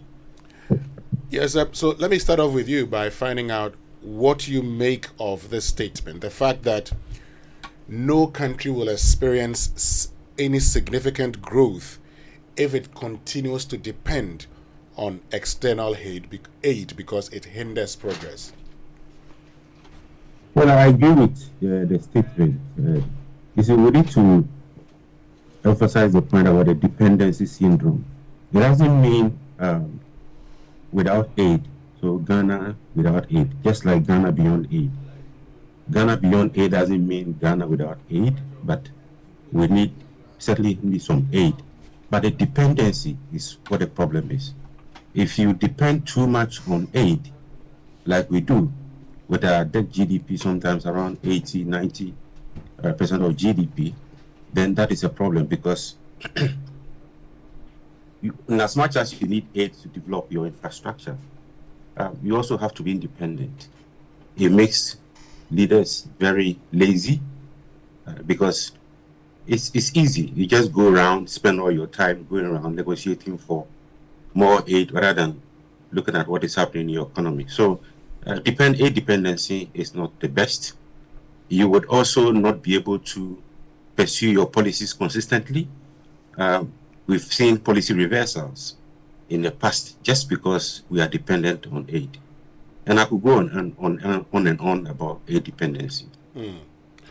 Now, these things that you talk about, I mean, you've talked about the fact that we're Ghana beyond aid doesn't mean you wouldn't take it, but of course, you're also looking at generating more within. And so, if you look at the Ghana beyond aid document, for instance, it talks about the fact that, for the overall budget, reduce grants as a percentage of government of Ghana budgetary expenditure on goods and services and on capital from average of 21.2% from 2016 to 18 to below 5% by end of 2023 and to below 2% by end of 2028. The real question is, what's our reality today? Well, the reality is we have very fine documents, but we've not been able to achieve those targets. They are very beautiful and wonderful targets, which if we work towards achieving them, I believe Ghana will be a place to be. But unfortunately, our indicators don't point to that direction. It is through debt exchange that we've managed to reduce our GDP ratio. But if you look at our budget and our capital expenditure items, oftentimes they are financed by external borrowing, where we have had counterpart funding. Government, most of the projects that do not succeed is because we are not receiving GOG component of the fund. So trying to reduce our dependence on aid in terms of financing infrastructure, in terms of financing most of the things we do is a sure way to go. But fortunately, we've not been able to do that. We still continue to depend on aid. Now, if we don't get inflows, you see what happens to our exchange rate. If inflows don't come in, you see what happens to inflation. So it's a real problem, a real challenge that we ought to deal with. I've seen the Ghana Beyond Aid document, and I think it's fantastic, but unfortunately, we have not been able to achieve all the things set out there. You talk about, unfortunately, we've not been able to achieve it. But what's really the problem, Prof? These are things that we wrote on our own.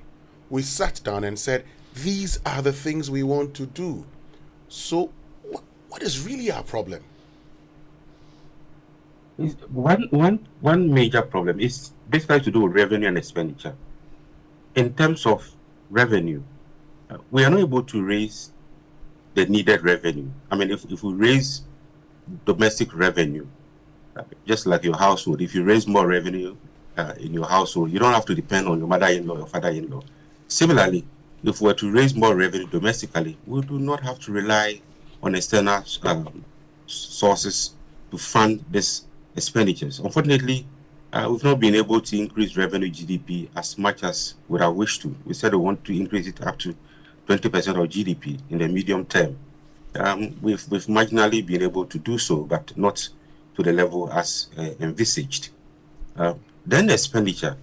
It surprises me that in times of austerity, in difficult times like this, if you look at the budget statement from 2023, 2024, and even before that, we increase expenditure, sometimes 42%, 30%. And you ask yourself, if you are struggling to raise revenue, yet your expenditure is still going up, how do you address the points raised in the, all the beautiful things raised in the Ghana BNA document? So I think we need to go back to the drawing board. We need to raise more revenue domestically, not by increasing more taxes or imposing higher taxes, making the existing tax systems more efficient. And we've started out with digitalization, which GRA and the others are doing. And I think we need to deepen that and remove the human interface. There's too much discretion when it comes to tax revenue, when it comes to raising revenue in our countries. And we have to look at expenditure.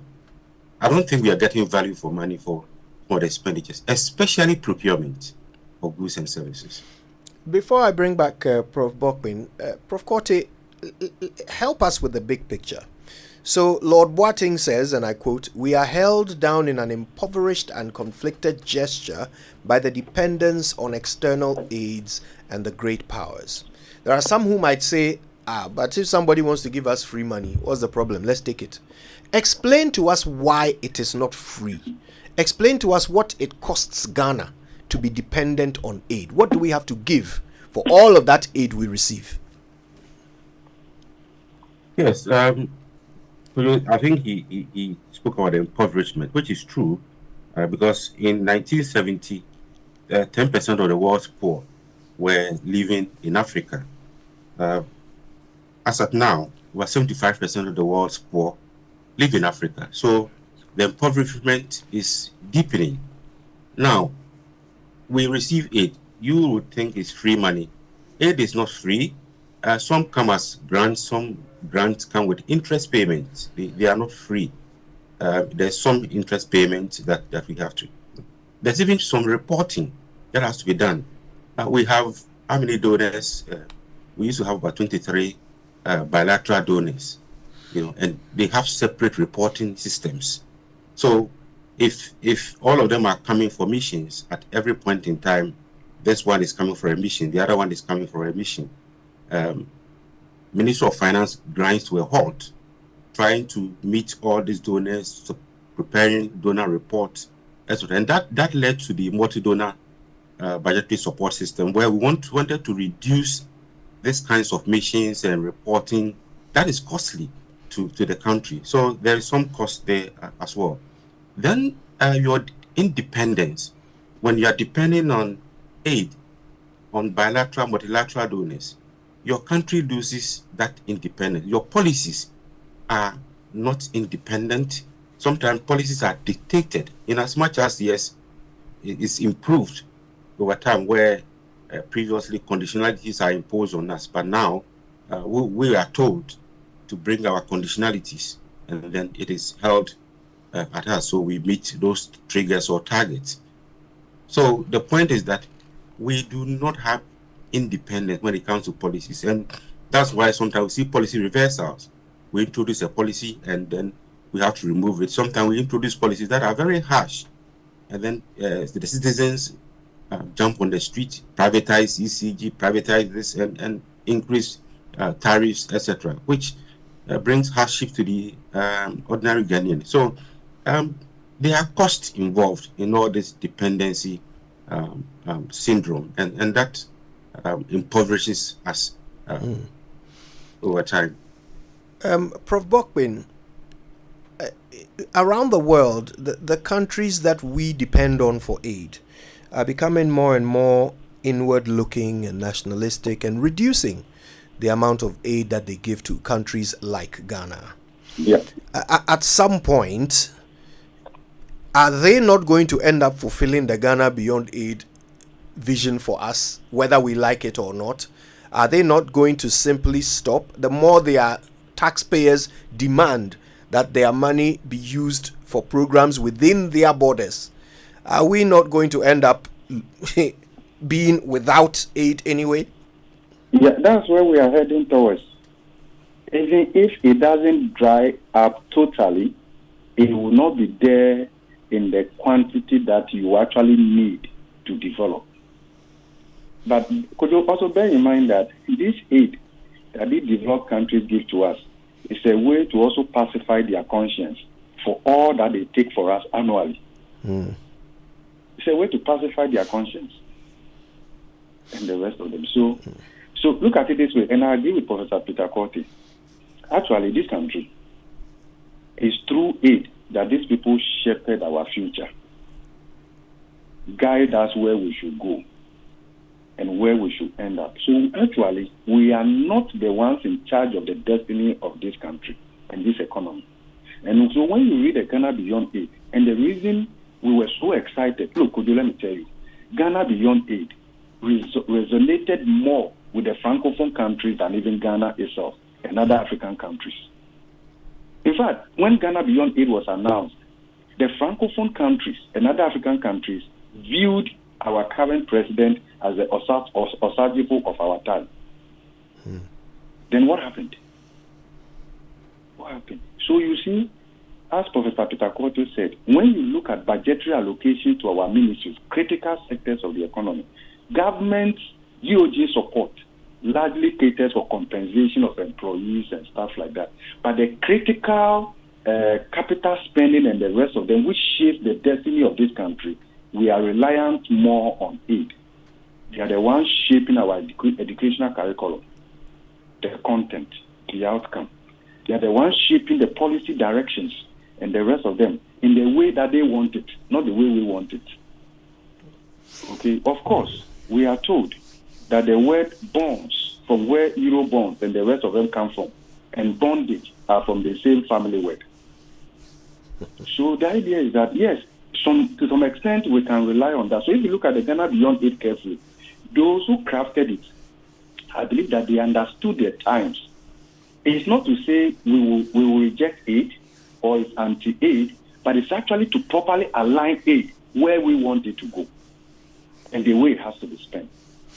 But of course, when you fail to manage your affairs, then you are not going to have that leverage to direct. Look, and also, could you, as you rightly said, since 2022, actually towards the end of 2021, we have seen that in concessionary funding, aid typically has two dimensions: the grant component where you don't have to repay, and then the concessionary component where probably a grant component of that may be 35% or more, and it will carry interest, but usually the interest rate is below market rate, and the rest of them, they've actually come down significantly, either from the IMF or from the World Bank or from the African Development Bank. So you can see that at the time when Africa needed the world most in terms of concessionary funding because of the impact of COVID-19, Russia, Ukraine, actually the world hasn't been there for us. Check the data. Meanwhile, within that same time, if you look at how much will be leaving the continent this year and next year, it runs into billions of dollars in debt service payments to the multilateral institutions, to bilateral institutions, and more importantly now, private creditors in terms of the international capital market engagement. We are left with nothing. We are left with nothing. So the reality actually is that, and I believe that our president saw that in 2027, 2028, when he announced Ghana Beyond Aid, because the data in 2017, is that the aid has been very volatile. It's no longer that reliable, and the rest of them. It's even more serious now with the global geopolitics, the rise of nationalism, as you rightly said, regionalism, and the rest of them. See what is happening with BRICS. In fact, we have even seen from the data, Kojo, that FDI flows and portfolio flows are equally being aligned with geopolitical alignment. So if you are more pro-West, you will tend to get some marginal increase in terms of FDIs from those countries. But if you are pro-China, Russia, or the BRICS, again, it has some implications. So that is where we are heading towards.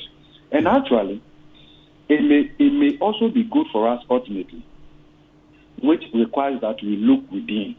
Because if we are able to look within, the capital that will be able to mobilize from within will be cheaper than what we are getting from outside. Even though we say aid is free, it's not free. It turns out to be more costly than we generating our own resources and using it the way we want to. Even when the aid, go and check the data, Kojo.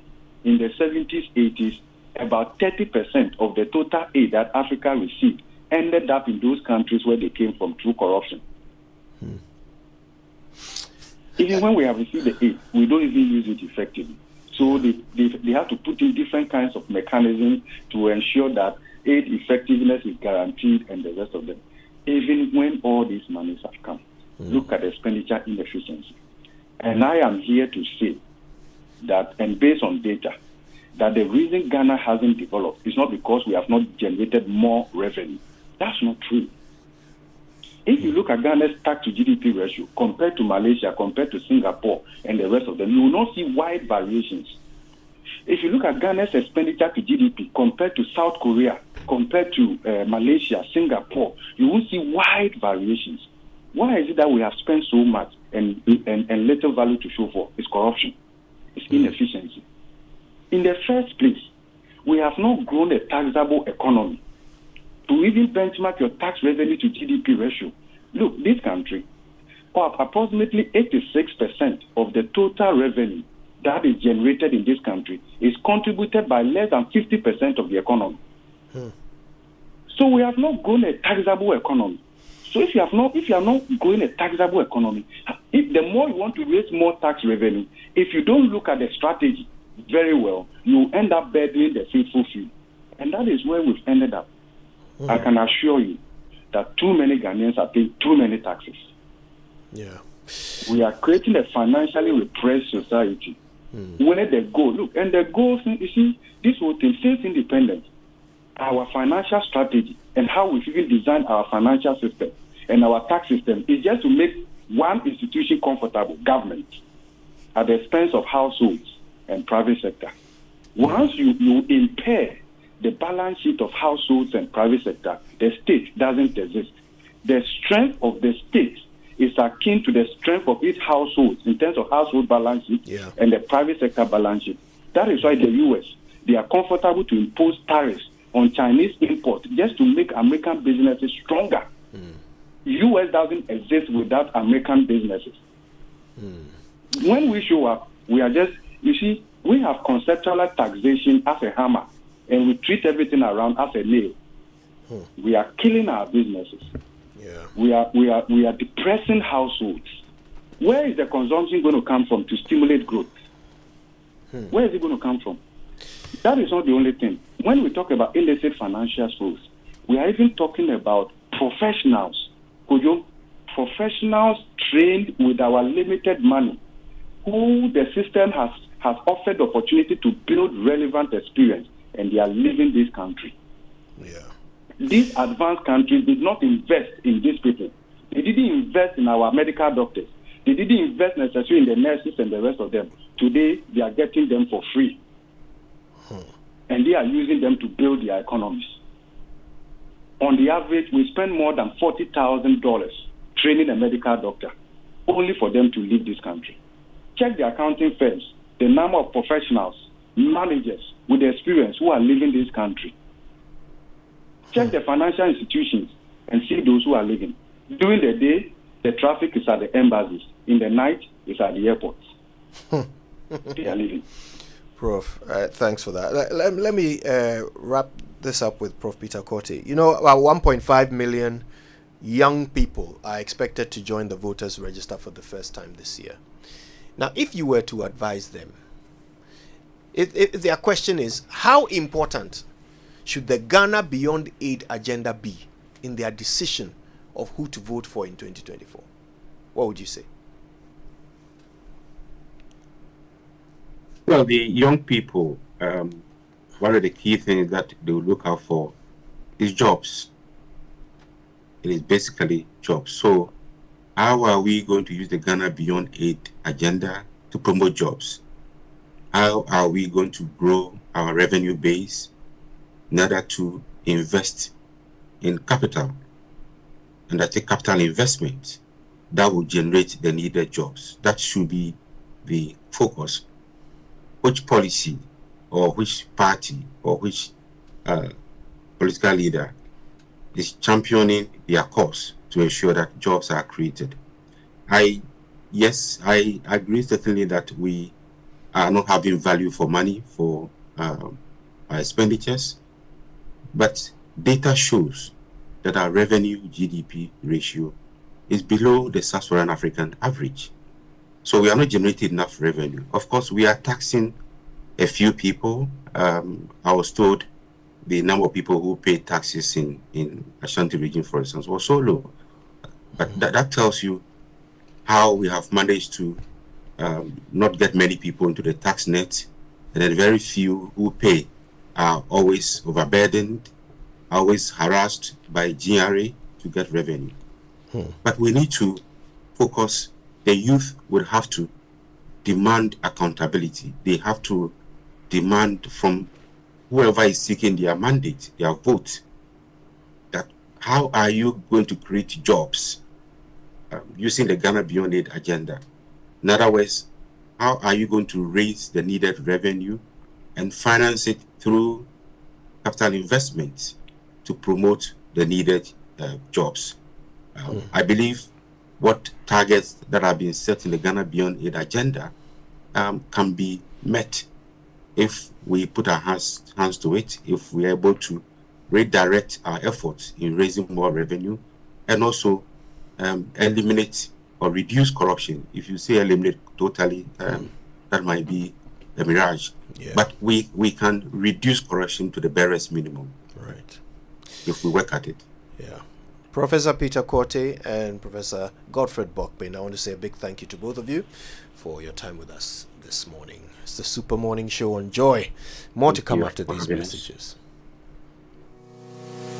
Everyone is running to Bills. Enjoy the peace of mind that comes with acquiring any of our loan facilities. For whoever you are and whatever you're doing, Bills has a product for you.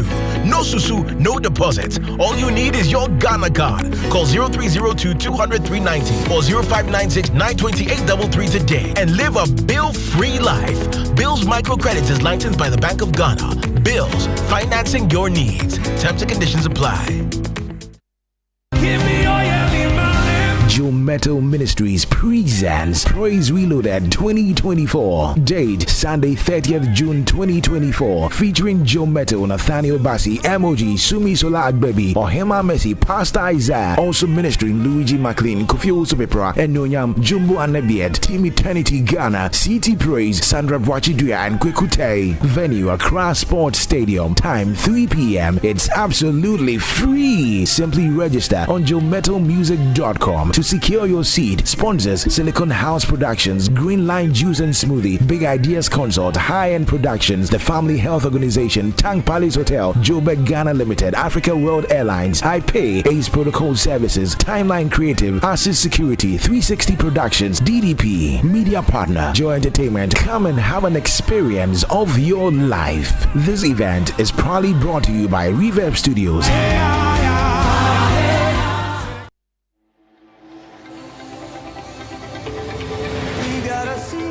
We at the Multimedia Group are proud to announce that we are the official free-to-air radio broadcast right owners for Euro 2024. These rights were acquired from Sporty TV, who are the official free-to-air broadcast right owners for Ghana and Nigeria. We will deliver live commentary of selected games, including the opening game and the final, with our team of talented commentators and seasoned analysts on Joy FM, Love FM, Hits FM, Adom FM, Insura FM, and Asempa FM.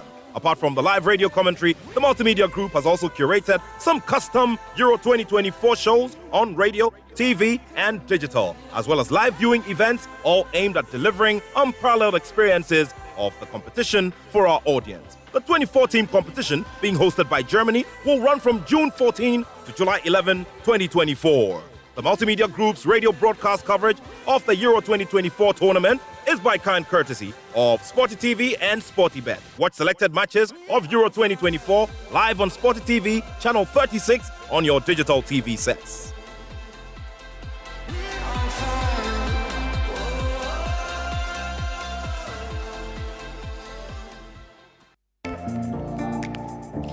Dive into a new era of news consumption with myjoyonline.com, your go-to destination for cutting-edge journalism, giving you the most credible stories from business to politics and from sports to entertainment. Myjoyonline.com introduces an upgraded news website meticulously designed to empower you with an enriched browsing experience like never before. Experience the future of news browsing with myjoyonline.com.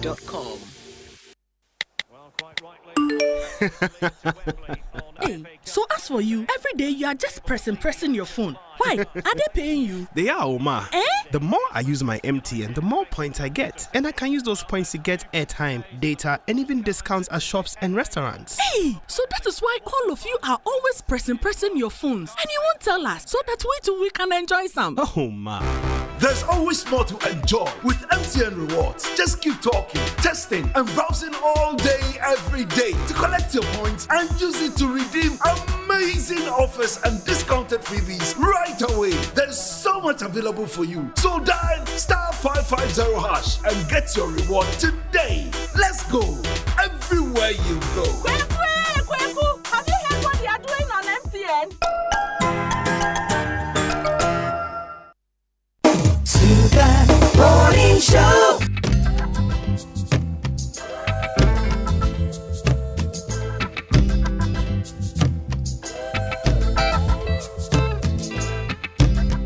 Coffee in your cup and joy on the set. The Super Morning Show is always the best. What you wanted us to be. 99.7 FM.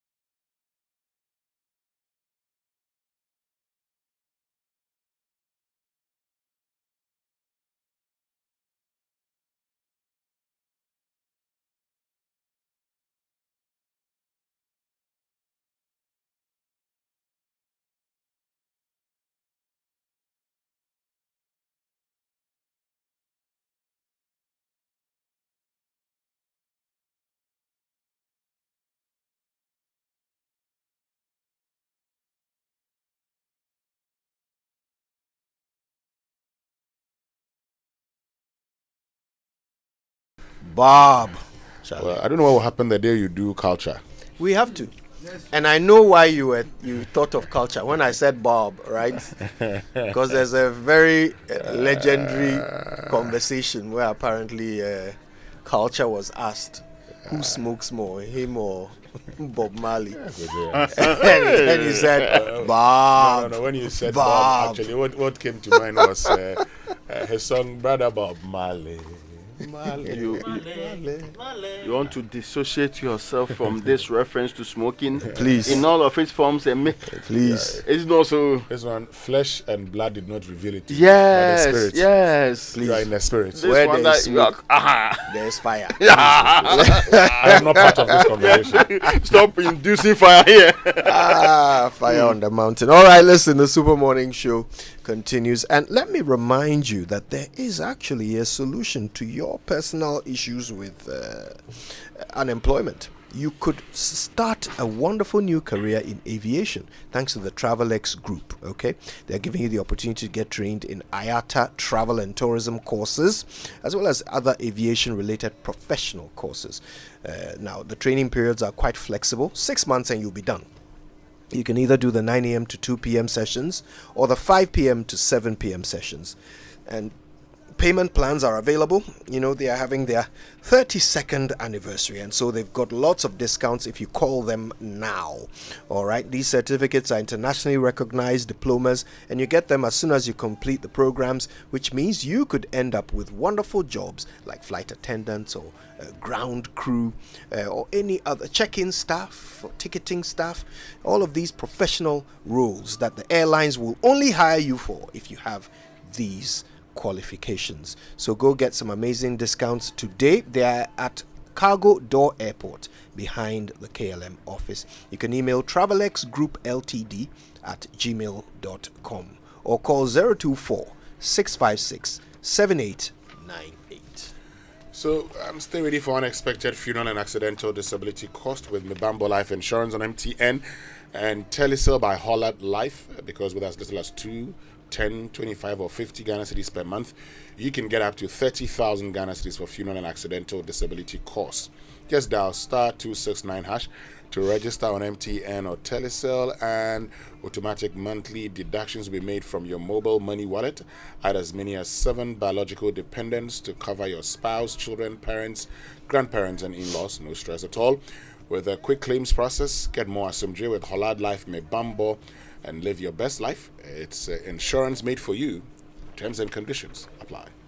Now, we at the Multimedia Group are proud to announce that we are the official free-to-air radio broadcast rights owners of Euro 2024. Winston, you've been following, right? Oh, yes, I have. We will deliver live commentary of selected games, including the opening game and the final, with our team of talented commentators and analysts on Joy FM, Love FM, Hits FM, Adom FM, Insure FM, and Asempa FM. Apart from the live radio commentary, the Multimedia Group has also created custom Euro 2024 shows on radio, TV, and digital, as well as live viewing events, all aimed at delivering unparalleled experience of the competition to our audience. The Multimedia Group's radio broadcast coverage of the Euro 2024 tournament is by courtesy Sporty TV and Sporty Bet.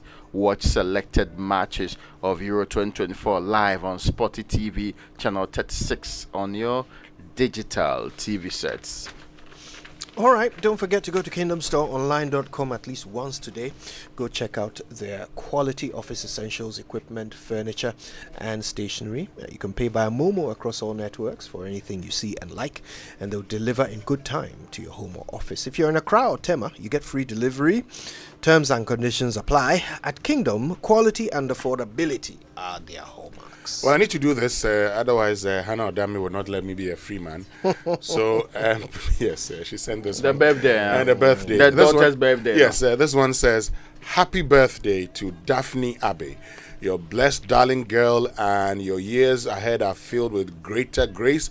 We love you from Mom, Kara, Kwame, and all your loved ones. We love you plenty. Happy birthday, Daphne Abbey. And once I've said happy that, birthday, Daphne. yes, I need to do one also for Could you answer? No. This one. I have one going to London. Okay, this one says, happy birthday to my lovely husband, Dr. Edward Akanyamike Jr. Okay. You're 58 years today. He looks very good. 58. For a junior. Yes. May the Almighty God continue to strengthen and guide you in all that you do. And happy birthday to our beautiful, strong, and hardworking mother. Your children, Mate, Mele, and Mamiesi, wish you the best day. We love you. Na Kodi. Okay. So yes. It is lawyer Juliet Akpedo's birthday today. Yes. She's in London and she's still listening. Okay, very important. They said I'll be in trouble. Now, have you guys had the latest news from MTN? Yes, I'm here okay. to hear that. So for those of you who love the MTN free after one, you know the free after one. Free after one. Oh, Ubati will talk about that. Yeah, the one that midnight things. That was an Nigeria there. This one free after one. Okay. Prepare for the upgraded experience. That is MTN free after one extra. Okay. Now let me tell you what the extra is all about. So with MTN free after one extra, you can talk for 1 whole hour uninterrupted while paying for only the first minute of every 10 minutes you talk. Which means for every 10 minutes you talk within the hour, you only pay for the first minute, and you get to talk for 60 minutes straight with no interruptions. You like what you hear? Mm-hmm. Well, as if that's not enough, you also get 70 megabytes of data for free after your first call. So you see, now is the time to talk extra with all the people you love. To subscribe to MTN free after one extra today, just dial *550#. Just dial *550#. And follow the prompts. All right. Well, let me also wish a few people happy birthday. My mate from Augusco, Augustin Kwesi Opoku Buensi, celebrates his birthday today. Na Dakwa, happy birthday. Frederick Mauli Agbema for Albert Alinko Adraku, Ray Kojo Ampo, Evie Woody, and Cyrus Eche Benito. Happy birthday to all. Okay, what else can I concentrate on this one? Are you ready for the most exciting inter-school debating competition of the year? It's the 6th edition of the annual Ashanti Regional Senior High Schools debate. This is brought to you by your superstation, Love 99.5 FM. This is in partnership with Pepsi and Cavity Fighter. From the 14th they started, and it's going to end on the 5th of July. Join us live on Love 99.5 FM Monday to Friday from 1 p.m. to 3 p.m. And they're also live on Facebook at Love FM, Joy FM, and also on X. Witness the contest of wits, intelligence, and amazing debating skills from students of Prempeh College, TI, Ahmadiyya SHS, Opoku Senior High School, St. Louis SHS, Konongo Odumase SHS, Upon Memorial SHS, Presbyterian SHS, Kumasi High, and many more. The 2024 Love FM Pep Student High School debate has entered its 1/6th stage, proudly brought to you by the Multimedia Group. And talking here about Love FM, Joy FM, Hits FM, Joy Prime, and Joy Learning TV channels. Our partners include the Ghana Education Service, the Conference of Heads of Assisted Senior High Schools, and the Ashanti Regional SRC. The event is sponsored by Jackson University College, Christian Service University, Big Refreshing Moment, and Carbell Our Milk, and come cheer your alma mater to victory. It's the Love FM Pep Student High School debate. Who grabs the bragging rights in this year's debate, Kojo? Watch out. The event will be live on Joy Prime and Joy Learning TV channels, and also on all multi-TV channels that you should be following. Indeed. All right. Well, listen, thank you all for listening. It's great to be with you every morning. We're doing it again tomorrow. Make a date. Until then, keep it locked on Joy. My name is Kojo Yankson. I'm the morning man. Winston Amon. Raymond Dakwa. Have a good one.